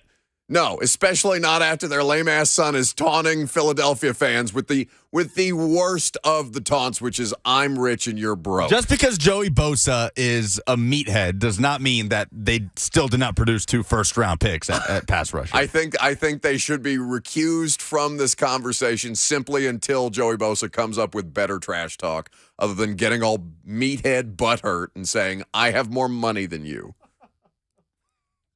Meanwhile, our enlightened conversation, not impressive to some, praises pouring in via his own TV chat, Facebook, YouTube, Twitter, and Twitch, where Charles Floyd writes, I can tell by this conversation, now he writes plaid, but I assume he means played.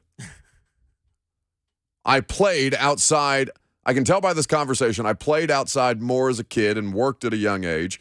I never kept up with stats and names this much. Plus, we didn't have sports video games or ESPN, just the wide world of sports on weekends. Well, 1, that sounds terrible. And 2, you're typing on a computer now, so you've come a really long way. You don't have to play outside anymore, so good for you, buddy. And also, your spelling is lacking. So perhaps more time inside reading, learning how to write, learning how to spell. That would have been more beneficial than the time that you spent outside not learning names or stats. I feel like there should be a differential between great sports parent producer, like, yeah, they pumped out a bunch of athletes, and great sports parents. Like Richard. Oh, no, I'm not letting you take me further down a rabbit hole of Richard sports Williams parents. is a great sports parent. Look what he afforded for his kids. The Bosa parents obviously didn't instill like manners or politeness or not slamming down your toys. They raised them to be junkyard dogs. Well, their father was also a first-round pick. Yeah, but he was a bust. Did he also? Oh, maybe that's where the anger. Oh, yeah, he only played 3 years. He was a bust. John Bosa. I think he was a Dolphin first-round pick. He was, Dolphins first-round pick in 87. He was out the league by 89. Also wore number 97. Also a defensive end. And so the rage of the father and his failed NFL career, I'm sure they did okay. Like, it's not like they look like they're financially comfortable at this point. Made them do up-downs in the rain. Like, you're going to be better than I was. No, if they throw a flag on you, you throw your helmet. You slam it against the ground, and if your coach hands it back to you, you throw it again. The Bosas are one of 3 families to have 3 members drafted in the first round of an NFL draft. Oh, damn. Maybe they should get up there. So that's with pretty good. The Mannings and the Matthews. I'm not doing this today. The Watts, though. We're not thinking about the Watts. And even though Derek Watt, he's a fullback. Fullbacks don't get drafted in the first round. Why are you so far away from your microphone? Am I that far? Do I have to eat this thing? Yes. Well, you just keep it in front of your face. I try to. I'm going to leave it just like this from the rest of the show. See, now when I go to the shadows, it's not going to have that same deal. It's not going to have the same effect. So what do you? Yeah, but I don't want you constantly fading in and out while you're talking. I want you only to fade out when I send you back to the shadow realm. I need one of those horse muzzles, where they put the bag of feed right in front of them. That's what I need for this microphone. I think that was just a general request you made for your life. You wanted a food bag around your face, and then what equates to a diaper around the back end of you. Shadows. You're right. It doesn't hit as hard. Let me get a Preds minute. What the hell happened against the Arizona Coyotes last night on the night that they honored PK Subban? What the hell? Oh no. Speaking of oh no. Now you're ready with it. That's a really bad loss for the Preds to the Arizona Coyotes, who have been one of the NHL's worst teams over the last couple of years. On PK Subban night, PK was in the house getting the crowd fired up. And the Preds fall. They go 1 for 5 on the power play. Had a power play late with less than 3 minutes to go. An opportunity to tie it up, maybe send it to overtime. They can't convert. Looks a little disjointed. And ultimately, the Coyotes score an empty netter, and they get out of there with the 4-2 win. Preds sit 5 points out of a wild card spot in the West. They are without Philip Forsberg for the moment. He's day-to-day with an upper body injury that he suffered in the overtime win in Philly on Saturday. Better news probably than Preds fans would have anticipated, given the way, just the way it looked coming off the ice on Saturday morning. Well, and I didn't see the thing that caused him to be injured, because it almost looked like, from the replay that I saw, just kind of glancing at it on my television, like it almost looked like non-contact. Yeah, exactly. So when I heard upper body, I was like, oh my God, that's great, because he physically couldn't get up. Yeah, it looked a lot worse than it appears to be. Same with like Josiah Jordan-James, right? The way that looked with Josiah down on the court in Memorial Gym, having to be helped off, looked like it was the knee that had been bothering him. And you're just thinking, oh, man, hope he's not done for the year, but that doesn't look good. And then Rick Barnes comes out. It's like, yeah, sprained ankle. He'll be questionable the next couple of games. Josiah is questionable, by the way, for the Alabama game tomorrow, as is Julian Phillips. But, yeah, Preds without Forsberg right now. They will try to get back on track on Thursday. So a couple of days off before they get back in action. Pulling up who they have on Thursday. I believe they hit the road this week. They're they host the Bruins. They are at home. They're at Bridgestone Arena, and then they will host the Panthers on Saturday. So a couple games left in this homestand, but that's a rough loss against the Arizona Coyotes at home. Especially on the other side of the All-Star break, where you've got players publicly talking about, well, it's no longer a marathon, now it's a sprint.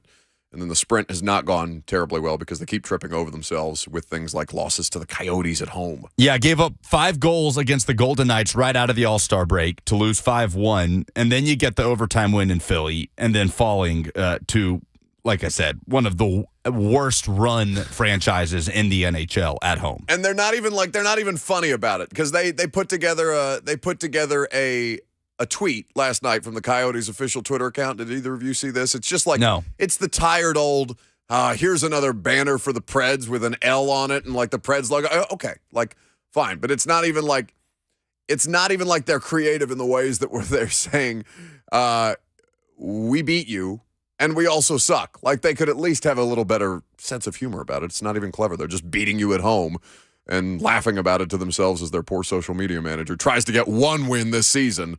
While I'm sure is Arizona regarded as the biggest joke in professional hockey?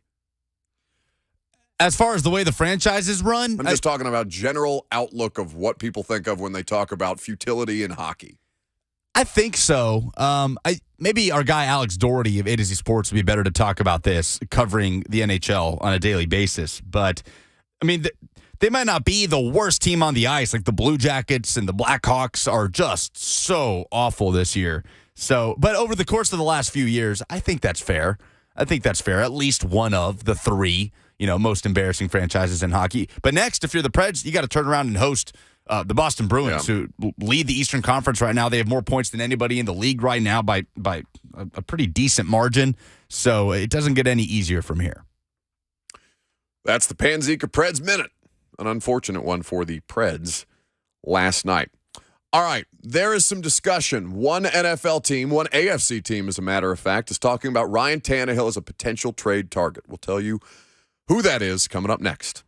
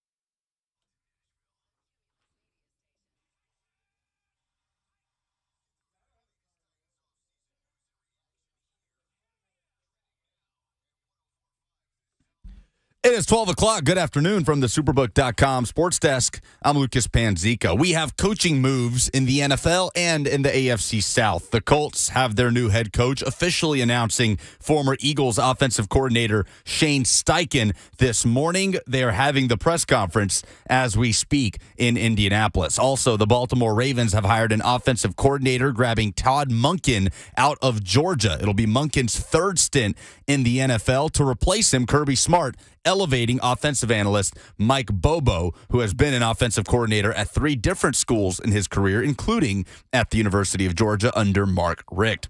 The Las Vegas Raiders are expected to make the release of quarterback Derek Carr official today, coming up at 4 p.m. The 31-year-old has received interest from the Saints, but is expected to visit with multiple teams. For all your foundation repair and waterproofing needs, visit USSTN.com. Breaking news at once on your home for the Titans and Vols. This is 104.5 The Zone.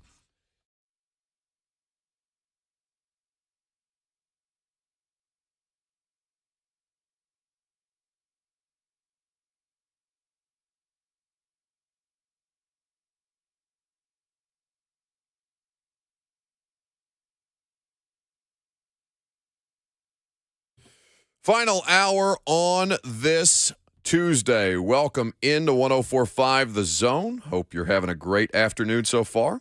See if we can't make it just a little bit better.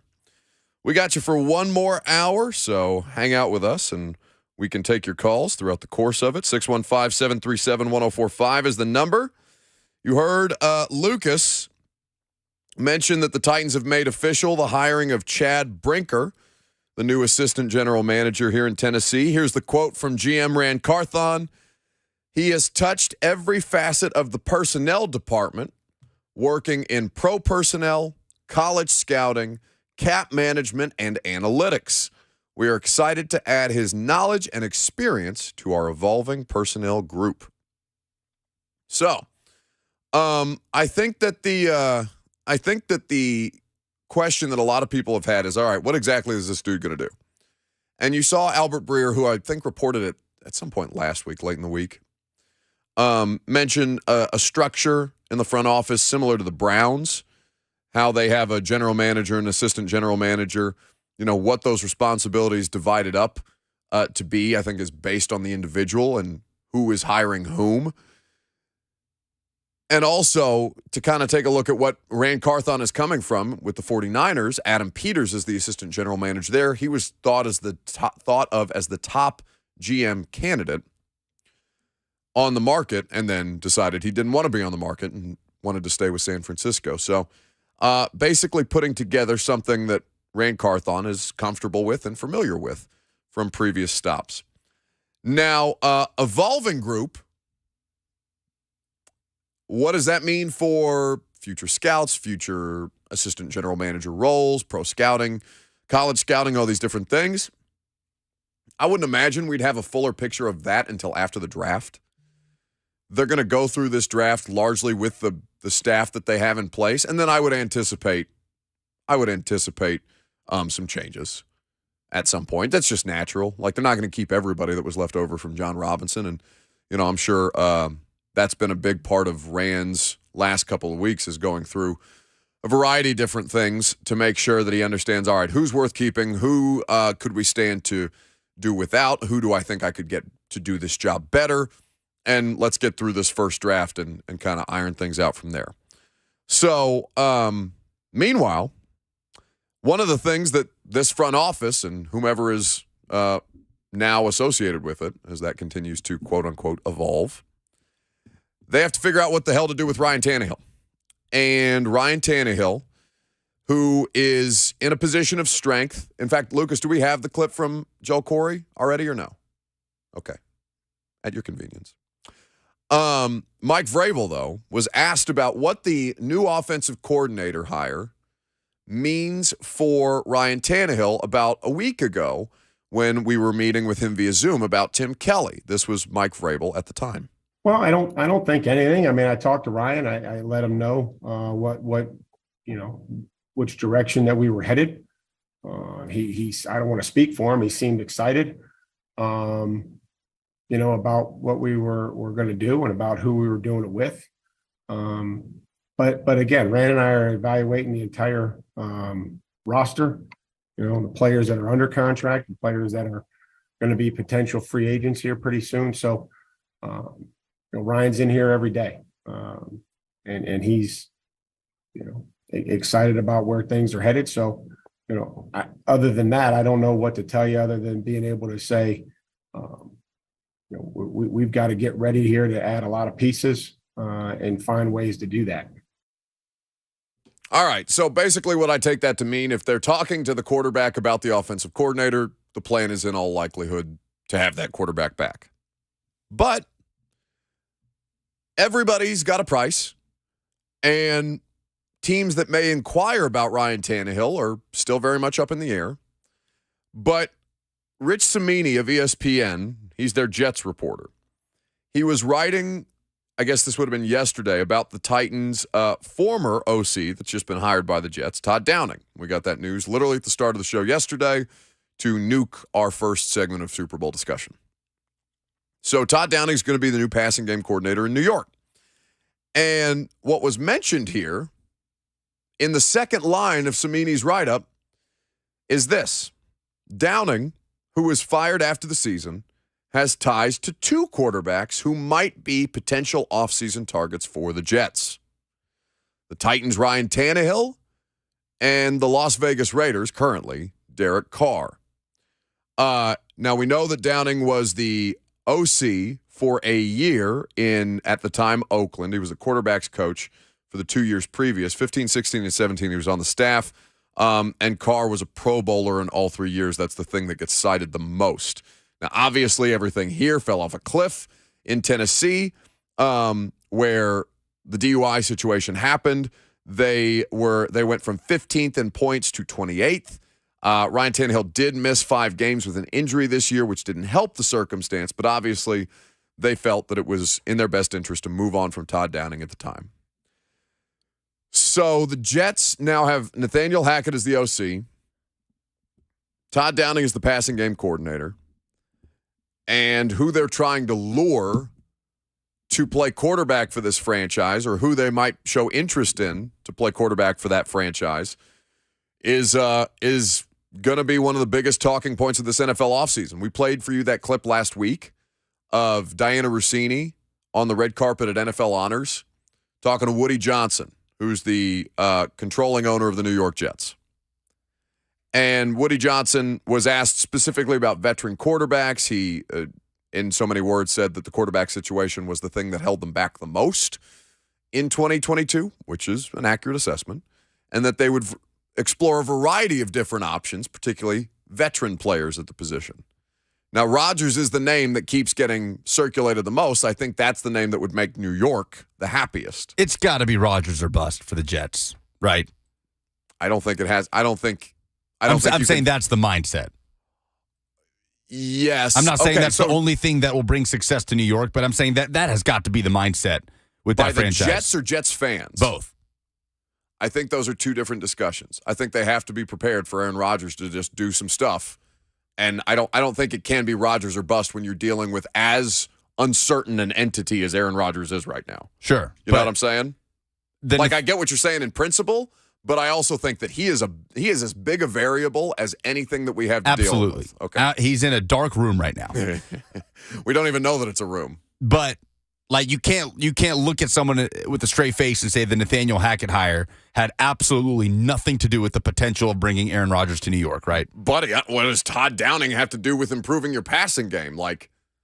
I don't think that you can, while that does make sense and while that is going to be a discussion point, I don't think that you can just assume that that's the primary reason why they've just made this man their OC. You know? I think a lot of people saw it that way. Like Aaron Rodgers is the first name that pops into people's minds. Sure, but don't do that. Just take a step back in all of these things before you jump to conclusions that may have it may be a piece of the puzzle, but not ultimately why the larger decision has been made. Nathaniel Hackett, yes, he had Aaron Rodgers. He was an MVP. Rodgers obviously playing high-level football at the time where Hackett was the OC. But Nathaniel Hackett was regarded as a good offensive coordinator. He's just not a good head coach. He was a disaster head coach. Plenty of coordinators get promoted beyond their means. I think it happens to everybody at a certain point in their career. If you do well enough at what you do, I remember hearing Tony Kornheiser talk about this, right? Tony Kornheiser, pardon the interruption, was a sports columnist forever. He's been part of sports media, television media for forever. But he used to be on Sunday Night Football or Monday Night Football. He was a part of the Monday Night Football broadcast. And he talks about the idea of being promoted to the point of, like, you're just going to fail at some point. Like, I appreciate you giving me all these opportunities, but, like, to put a writer like Tony Kornheiser in the Monday Night Football booth, yeah, you're trying something a little different, but then, it's tougher to get a joke off when you're trying to call a game between the action and stuff like that. Yeah. Like, those things happen. And Hackett did a good job in Jacksonville with Blake Bortles. Got AFC Championship run, Hackett was the play caller. Yes, like Nathaniel Hackett is regarded as a good offensive coordinator. But just as far as the relationship with Rodgers, his most recent success having come with Rodgers, and the way that team is set up right now with the amount of rookie deals dotting the offense and the capability of bringing in a $60 million man at quarterback, it just seems almost too obvious. Yeah, but it's never the most obvious thing. It's never the most obvious thing. And that I think is what you have to keep in mind of all of this. But then there's the idea of, okay, I mean, would they legitimately think about trading for Ryan Tannehill? And what would that even look like in New York?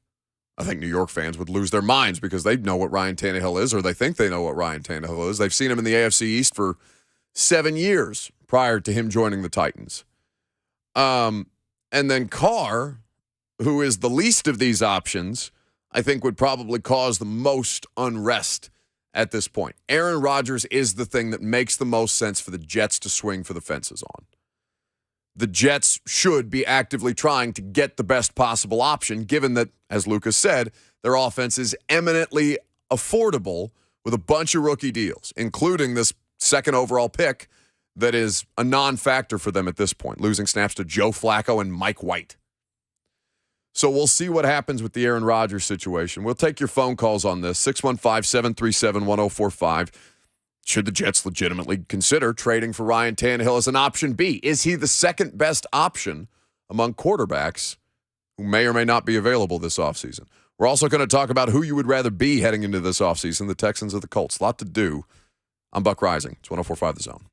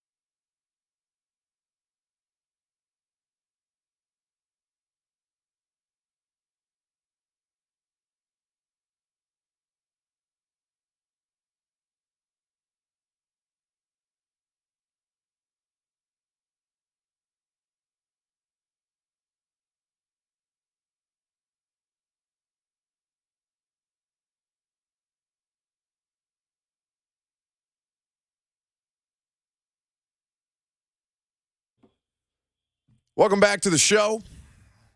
Who would you rather be heading into this offseason? Now, I know that you're probably biased because you're probably a Titans fan. But the Texans and the Colts, they're pretty interesting case studies. Both needing quarterback reboots, both picking in the top 5 of this year's draft. At least 3 quarterbacks who are being discussed as first-round picks this year.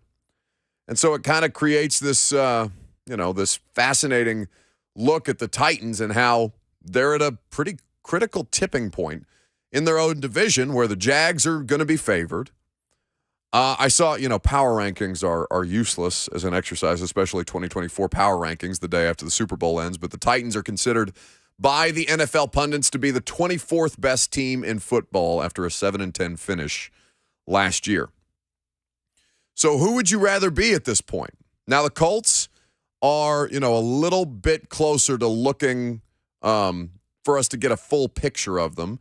They hired their head coach today, made it official today, rather, and apparently had an introductory press conference for Shane Steichen, the former now offensive coordinator of the Philadelphia Eagles. Now, Lucas, you have been dying to play me some Jim Irsay audio. Or is this a quote that you're reading to me? No, this is audio from Jim Irsay talking about the upcoming draft. Is the word quartile mentioned at all? I don't believe so, but Chris Ballard might be fuming right now at Jim Irsay. Maybe showing their hand with the upcoming draft. We're not hiding. No one can shy away from the fact what quarterback means in this league and how we have to look going forward where Shane and Chris really dig into this draft and really see where you're at. Do you stay put? Do you trade up? There's many things you can do. They took Jalen in the second round. So, trade back? Yeah, trade back. So, he likes picks. That'll be a Twitter freaking quote. He likes picks. Although the Alabama guy doesn't look bad, I tell you. But it'll be exciting, and I think that shows that we have talent here, those games. So we're looking forward to Shane really coming in and utilizing that talent. That Alabama guy. It's like you want to give him the benefit of the doubt and say, like, he's saying that tongue in cheek, right? Like, hey, that Alabama guy, no. But anyway, yeah, we need a quarterback. But it's like it's Jim Irsay. So everything is on the table. And he ain't talking about Will Anderson, kids. No, he is not. I don't think so, anyway. That would be awesome if he was. And the Colts select Will Anderson with the Colts fans throwing their hands up. We need a quarterback. Can I hear that again? Can I hear the nervous laughter of Chris Ballard as he tries to check his boss? You want to hear the whole thing again? I want to hear the whole thing again, please. We're not hiding. No one can shy away from the fact what quarterback means in this league and how we have to look going forward where Shane and Chris really, dig into this draft and really see where you're at. Do you stay put? Do you trade up? There's many things you can do. They took Jalen in the second round. So, trade back? Yeah, trade back. So, he likes picks. That'll be a Twitter freaking quote. He likes picks. Although the Alabama guy doesn't look bad, I tell you. But it'll be exciting, and I think that shows that we have talent here, those games. So we're looking. And the asking price for the Chicago Bears' first overall pick just became 10 first-round picks. Yeah. Oh, you like the Alabama guy, you say? Oh, big fan of that Alabama guy, are you? Chris Ballard calls, who is it, Ryan Poles, the GM for the Bears now, calls Poles up and be like, hey, Ryan, we're exploring maybe trade up. Maybe thinking about it. Be like, oh, yeah, I hear you like that Alabama guy. Well, let me tell you, you can get that Alabama guy for the low cost of 7 first-round draft picks. What is he doing? What is he doing? I mean, I guess you get to a point, and I don't know. I don't know much about like Irsay's financial situation, like how it stacks up in the rest of the league. But all of these people, to an extent, have bleep you money, right? Like this, you can't tell them anything anymore. They have so much money where anything you say to them about guidance or governance or, maybe thinking twice before you do something, they don't care anymore because bleep you, I have more money. So I don't know where Irsay ranks in the bleep you money category of NFL ownership, where Jerry, Kroenke's probably the richest, right? Maybe the Walton Penner family that just bought the Broncos. You don't think Jerry? I think Jerry owns the most valuable commodity. I don't know that Jerry is outright the most independent wealth of the Cowboys franchise. And I mean, you can't consider it independent of the franchise that he owns. No, it's obviously a big piece of it. I think you're right in that Rob Walton is now has the largest net worth. Net worth. Yes. Okay. So bleep you Walmart. I mean, money. Walmart. Walmart. Yeah. I mean, Cowboys are up there, but Walmart. Yeah, So- David Tepper, but I think Rob Walton may have it by a large margin due to Walmart. So even just hearing that Irsay quote, because I could have made an argument for the Colts. I could have made an argument for I'd rather be the Colts heading into this offseason than I would the Texans. The Colts have good players still on the roster. The Colts have good players under contract. The Colts have a couple of different things that they don't have a completely lost fan base the way that the Texans do. Like NRG Stadium in the last couple of years when I've made that trip down there is just a ghost town. Just a ghost town. And that's a franchise that's won quite a few, at least divisional titles and made the playoffs not that long ago on a recurring basis.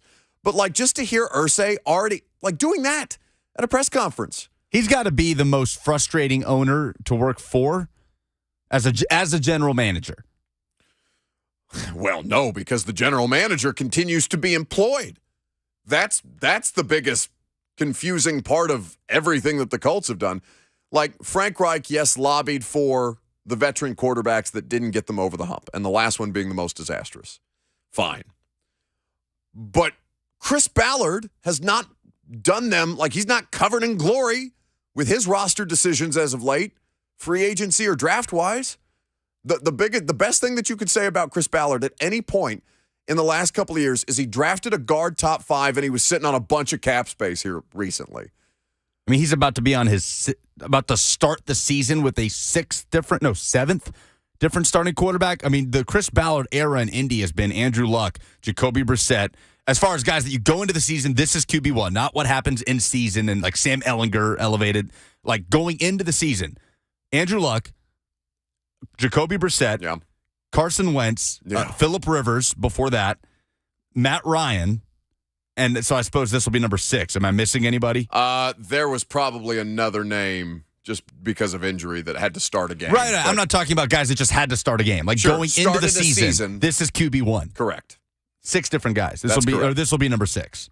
But is that not somewhat on the general manager? Is the general manager not also signing off on the head coach's preference for quarterback? You mean to tell me that Chris Ballard's just been completely deferential for all these things? No, at the most important position, of course not. And yet that guy retains his job. So life's pretty good if you're Chris Ballard, because frankly, that dude doesn't deserve to have a job based on everything else that they've done, based on performance around the league, based on the idea that not only have the Titans passed them by in recent years, but it looks like the Jags kind of own their ass. That's something that has to be taken into consideration. So it can't be all that bad. Now, maybe capitulating to Jim Irsay so you can keep your job has to be frustrating. But I think if you're asking me which franchise I'd rather be, a part of moving forward, anything but what that ownership situation is, because that is the thing that has the ability to derail you at any given point. The McNairs in Houston have not been regarded overwhelmingly as the most stable ownership structure, but they're not Irsay. Yet they've been more directionless as a franchise over the last couple of years. The Colts, at least, even if they were making poor decisions, you knew where they were going. Are you going to make the argument for the Colts? No, I'm saying the Colts, as far as being an aimless, directionless franchise, that's what the Houston Texans have been. Yeah. You hire David Culley, fired after a year, after he surpassed all expectations. Hire Lovie Smith, fired. What are you doing? What's the plan here? In Indy, you always kind of trying. The plan was Josh McCown. They kept trying to hire Josh McCown, right. And everybody looked around. Exactly. At them no, you bleep holes. You have to. You can't just pull the last quarterback that you like off the street and put him in your head coaching job. In Indy, it felt like you knew what they were trying to do. It just wasn't working at all. Like bringing in Matt Ryan. Like that was not regarded as a terrible move last offseason. No, you yourself said Matt Ryan's the best quarterback in the AFC South going in. No, I did. Because Robert and I, last night on primetime, we did the things like NFL preseason we were most loud wrong about, and mine was a 2-minute Matt Ryan clip of when he got benched. So it's just we could talk about the Colts like this, and Jim Irsay is absolutely a wild card, but you can't absolve the Texans in that regard. But at the same time, they made what appears to be a very inspiring hire in Houston in DeMeco Ryans. Well, we have no idea what that again. No, we have no clue how that's going to work. But he's a franchise legend and a very well respected defensive coordinator, fast riser, and they've got pieces. They've got some pieces to work with, and they've got draft picks. Yeah, I mean, but pieces only matter to look no further than Jacksonville of how much pieces actually matter in the larger scheme. Pieces are important. Pieces are essential. Talent matters. And like the whole Mike Vrabel quote that he got beat over the head with after he said it, I think it was in training camp where he said, I don't want to be a coach that relies on talent, which we all looked around at each other like, that's fine, Mike, but you still need some. And then, ultimately his counterpart got fired for the lack of talent that was on the roster. But talent-wise, the Colts are closer, right? Like that. Darius Leonard, Quentin Shaq Nelson. God. You fixed it. Like it was a problem early in the year. Now you've reverted back. It is a really annoying thing to just change your name. I hate that so much. But he's 6 years in the league. Why? But Jonathan Taylor, I mean, you've got offensive line obviously struggled this year, but there is talent there. You got to pay Michael Pittman coming up. I like Michael Pittman. I like Alec Pierce. Pittman's going into the final year of his contract. No, I don't like him enough to give him a second contract, but anyway. But, I mean, Mo Alley Cox, like there's some fun young tight ends. The Virginia tight end. Talent-wise, the Colts, you figure, are closer. Yeah, because, I mean, who are the you would name Damian Pierce and Derek Stingley Jr. and Laramie Tunsil. Pretty much. That's what I think of when I think of the Texans, and it doesn't really go much further beyond that. Which franchise in the AFC South is better equipped now to kind of push the Titans? Texans or Colts? The Jags are going to be the favorites. The Jags should be the favorites. The Jags have the highest ceiling out of any of these four teams at this stage. Tennessee, I mean, I hesitate to say that Tennessee is on equal ground, like uncertainty-wise, heading into this offseason, but it's kind of hard not to think of it that way. Like almost on the same plane as the Texans or the Colts. No, not on the same plane. By nature of what? Derek and Mike Vrabel? Yeah, Mike Vrabel alone. Mike Vrabel alone. Yes, you're talking about an already established culture and direction of the franchise with the head coach. I saw somebody in the YouTube chat say they would pick Mike fourth of the new AFC South head coaches, which is, of course, nonsense. Yeah. But, somebody was going to say it. Alex in Nashville is next. Hey, Alex. Yeah, this conversation's not even close. It's the Texans. Yes, the Colts, and I cannot believe as a Tennessee Titans fan I'm about to defend anything the Colts have done or do. The dysfunction of the Colts is the result of a franchise quarterback retiring very abruptly. We can't discount that. The teams that have good quarterbacks that they drafted at one point weren't good, and that's why they got that quarterback. The Colts were a good team, had a answer at that position. They abruptly retired. It's very hard when you're an average or above average team until now for the Colts to get a draft-worthy quarterback without piecemealing it. So it is absolutely the Bill O'Brien Texans, Bill O'Brien taking them down, giving away all their assets for pennies on the dollar has made them a dysfunction of the league, not just the AFC South. Thanks for the call, Alex. 615-737-1045. So it's not close, according to Alex. So he says the Colts are in a better spot. No, he said the Texans. He's saying the dysfunction caused by, he's saying it's not close, it's the Texans. See, this is why you can't I took that as the Colts are in a better spot than the Texans. Oh, I heard it's not even close, it's the Texans. This is why you can't have a conversation back there amongst yourselves and try and half listen to the radio show. This is what happens. Also, how long before we stop blaming Andrew Luck retiring for the Colts' problems? Oh, we are so past the expiration point on Luck. Like, you don't, Alex, respectfully, they don't get to use Luck retiring anymore. Andrew Luck retired when? Like, that was like 2017. 2018? 19. It was 19. Right before the 19 season. That's right, because the last game that Luck played, the last regular season game was here in Tennessee because Jayon Brown tried to single-handedly beat the Colts, and Blaine Gabbert threw two of the worst interceptions I've ever seen in my life. Oh, Darrington, first call of the new year? Been a while. He's emerged. Speaking of darkness retreats, he's emerged from his own. Hello, my friend. Hello there, my friend. How are you? Great. Wonderful. Just a quick question, and I think this will tie back into everything, and it'll all make sense. Just real quick, off the top of your head, who do you think plays Tennessee better, the Colts or the Texans? Texans. Well, then there you go. Honestly, man, and the way that you antagonized the Jacksonville Jaguars last season, and rightfully so at some point, but how they was most of the butt of all jokes last season. Wait, I didn't antagonize them. I said preseason, watch out for the Jags. I said that. No. Let's go back now. When they had the coach that was kicking kickers and all this other nonsense, the circus that they had going on, you kind of drug them through the mud. And now look at them. Now you start dragging the Colts and the Texans through the mud. Look what's going to happen. Tennessee's going to end up being last of the division again. Look, just kind of take it easy. Let's just see what happens. Can we get a quarterback? And once again, we already know what the offense is going to be. It's run heavy.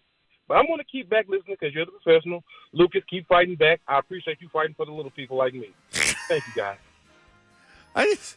When did you become the voice of the people? That's so annoying to me. Thank you, Darrington. Yeah, my antagonistic abilities, I don't think, are what is the jet fuel for the Jags' end of season run. In fact, I very much liked the Jags coming into the year, if for no other reason than they could not be worse than what it was with Urban Meyer. The Texans strike me as the team in the one. They already have the leg up on the Colts as far as the draft order is concerned. The Colts are going to have to work harder, and now work harder even still, given Jim Irsay's comments about the quote-unquote Alabama guy looking pretty good. They're going to have to fight even harder now to leapfrog the Texans if they want to get in the Bryce Young game. That Bears pick is what everybody's pining for. I don't know that Houston's going to trade up even further from 2, but if they feel like the Colts are trying to make a move, then certainly they have that leverage. They have 11 selections in this year's draft, including 2 first-round picks. So I think the Texans are in the best possible position of those two teams, and it's not just because I don't trust Jim Irsay. I'm not saying that I trust the McNairs that much either. I don't know how you could place any semblance of trust, especially if you're an NFL coaching staff and the people who you now work for. But I think that what they have at their disposal, what the Colts are already up against, a less stable ownership structure in Indianapolis than in Houston, even if Houston isn't what you would regard as stable, I think all of those factors, plus the talent that's already on the roster factoring in for me on rookie deals, I think they are in the better position to succeed this year. Don in Franklin is next. Hey, Don. Hey, how's it going? Good. Hey, just a quick question. Just kind of wanted to follow up with this discussion. I actually think that the Colts are actually in a better spot just from a standpoint of personnel. So you talked about it earlier, Buck, how, Buckner, and, I mean, they have, good pieces already there. The thing that they've been missing really is the quarterback. And so you kind of think about that and what their draft position is. But, I mean, when I think about Houston, it's just been so dysfunctional, the ever-changing coach every year. I mean, I know that the Colts have a new coach coming in, but, I mean, it just seemed like management and everything, in the front office, it just never seemed to, pan out. Thanks for the call. Yeah, but they've already paid their good players. The Colts. The Colts. Not Pittman. Yeah, but Quentin Nelson, DeForest Buckner, Shaq Leonard, they have they have top of market contracts at a lot of different positions. Quentin Nelson making $20 million a year as a left guard, respectfully, non-premium position. That's outrageous. Unless you're Nate Davis looking for a payday. And you're like, I'll take some of that. Whatever falls off the wagon, baby. Sign me up. At what point does this just boil down to who drafts Will Levis and who doesn't? I mean, who? But in all seriousness, who ends up with the better first-round pick at quarterback? Because they're both starting a rookie next year. Yeah. And you can't definitively say anything about them, even though Bryce Young certainly projects better. All right, last call for phone calls. We'll continue this discussion on the other side, get more of you guys involved, wrap it up on this Tuesday. I'm Buck Rising. It's 104.5 The Zone.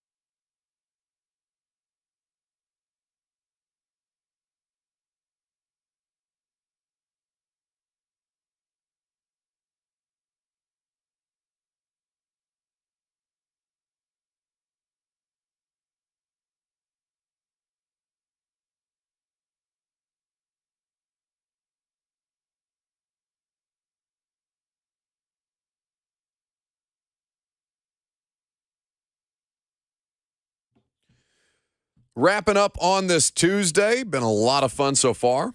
Thought we had a really intelligent conversation with the former NFL agent Joe Corry. Check out that and any other interviews that we do in the podcast feed. The creatively titled Buck Rising Show, wherever you get your podcasts. Last call for phone calls, 615-737-1045. Vols and Bama don't play until tomorrow in college hoops. I know Ron Slay is on the road for some SEC basketball tonight, yes? Yes, Vanderbilt does play tonight, and the Commodores are hot. Over 500. They're looking for their fourth straight win tonight. Liam Robbins, the SEC Player of the Week, is just playing lights out. 30 points, 10 boards. I mean, he was all over the place. Blocks, steals at Florida. Vanderbilt winning 88-80. Commodores put up 88 down in Gainesville, something Tennessee certainly was not able to do just over a week ago. I got South Carolina tonight at home at Memorial Gym. You got to win that. For those of you who are interested in jumping in. Yeah, South Carolina has been underwhelming, to say the least. They are 9-16 this year. One win, I believe one league win, unless they won over the weekend. But I do know that if they have one, maybe two, I'll look it up. But one of their wins is at Kentucky. I did want to say something earlier because I got a notification from ESPN this morning about Michigan State canceling all of their athletic events for the foreseeable future. There was a shooting on their campus last night. We just wanted to send our condolences for. I know that 3 students at minimum were affected, and then the gunman ultimately taking their own life after the fact. But I did want to just say that we are thinking about everybody who was involved in that. I know those statements sound hollow because this seems to happen a fair amount.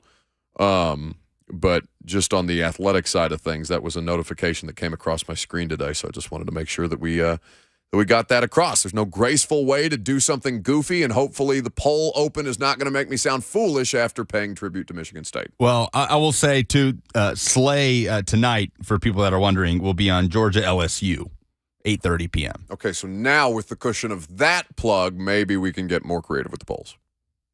I don't know who you are, but I know what it's time for.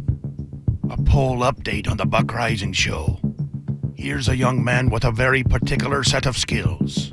With the final numbers, here's Buck Rising Show correspondent and producer, Lucas Panzica. Presented by Two Rivers Ford, who sells below MSRP on all non-specialty new Fords. Would you rather be the Colts or the Texans heading into the offseason? 64% say they'd rather be the Texans. Kevin says, this is like asking me to choose between 2 incurable diseases. Yeah, tough one if you're a Titans fan, but I would say the Texans look to be in the best possible position moving forward, if for no other reason than the Texans owner is not outwardly crazy. What is the most realistic landing spot for Raiders, now former Raiders quarterback Derek Carr, or soon to be former? I guess 4 p.m. Eastern, his release will be made official. Cousin P says not Tennessee. Tyler says the Jets. Mr. First Down on Twitter says Carolina. Carolina or New Orleans. Yeah. I think those are the most viable options, both looking for bridge quarterbacks. Carolina with a better draft pick than the Saints? I don't know that to be so. I have no idea where those two teams are picking. Yes, because Carolina's in the top 10, and we mentioned New Orleans as I think 29. Carolina's like 6. Yes, they're the 6th overall pick. Okay. Now, Rappaport had reported that a trade was almost done and agreed upon between Saints and Raiders, and then Carr's like, nah, release me. Blew it up. Who would be the better option at quarterback for the Titans? 78% go Tannehill over Carr. I would say Tannehill over Carr, and it's really not close to me. Yeah, it wouldn't make sense to reboot that position with that little of an upgrade, if at all an upgrade. No, not at this stage. What is Tennessee basketball's biggest problem right now? Jacob says they're about to play Alabama, which is a good point. Yeah, Alabama's a problem. At least it's at home, and SEC games and just conference games on the road in college basketball are very, very difficult. So you have a fighting chance. Karen says free throw shooting. Jason says Tennessee just doesn't have a guy who can go get a bucket when they need to. They had it last year with Kennedy Chandler. They don't have it this year. There are guys that can be that player, Ziegler, Key, Phillips, but it seems like they are timid in trying to be that guy. Yes, the absence of a bucket getter always going to be detrimental. And then the final one that I tweeted later on that I need to scroll up for, who are the best sports parents of all time? I'm not doing that. What's your final answer, Buck? I'm not doing that again. Oh, Charles says Dale Earnhardt. Dale Earnhardt is a good one. I feel like people are punishing parents who only have one professional athlete as a child. Like there are so many multiples, the Williams sisters, the Manning brothers, the Bosas. Like I feel like people are being discounted who only have one professional athlete as a child. Okay, so who do you feel is being I'm not left doing out this. of this? I refuse. I abstain. love when you say I'm not doing this in the middle of a segment where we're all very much doing this. No, I was not doing this. All Robert did was screech in the middle of an interview so that I could hear it, so as to distract me from my line of questioning for the former NFL agent, and then come to the microphone prepared with nothing more than... Did you say something? Goose says Papa Manning saved Eli from playing for the Chargers, which is a great point. Are there more aliens back there? What happened? I don't know. I didn't hear anything. Did he get probed? Those are the polls. Those are the polls. Thank God. I don't know what we did, but we did a show. If you missed any of it, go check out all 3 hours. Be back at it tomorrow. We will get into more of Tennessee and Alabama, the number one team in the country, playing the Vols in basketball, and certainly a lot more Titans to discuss. Prime time tonight. If I don't catch you tonight at 8, 10 a.m. tomorrow start.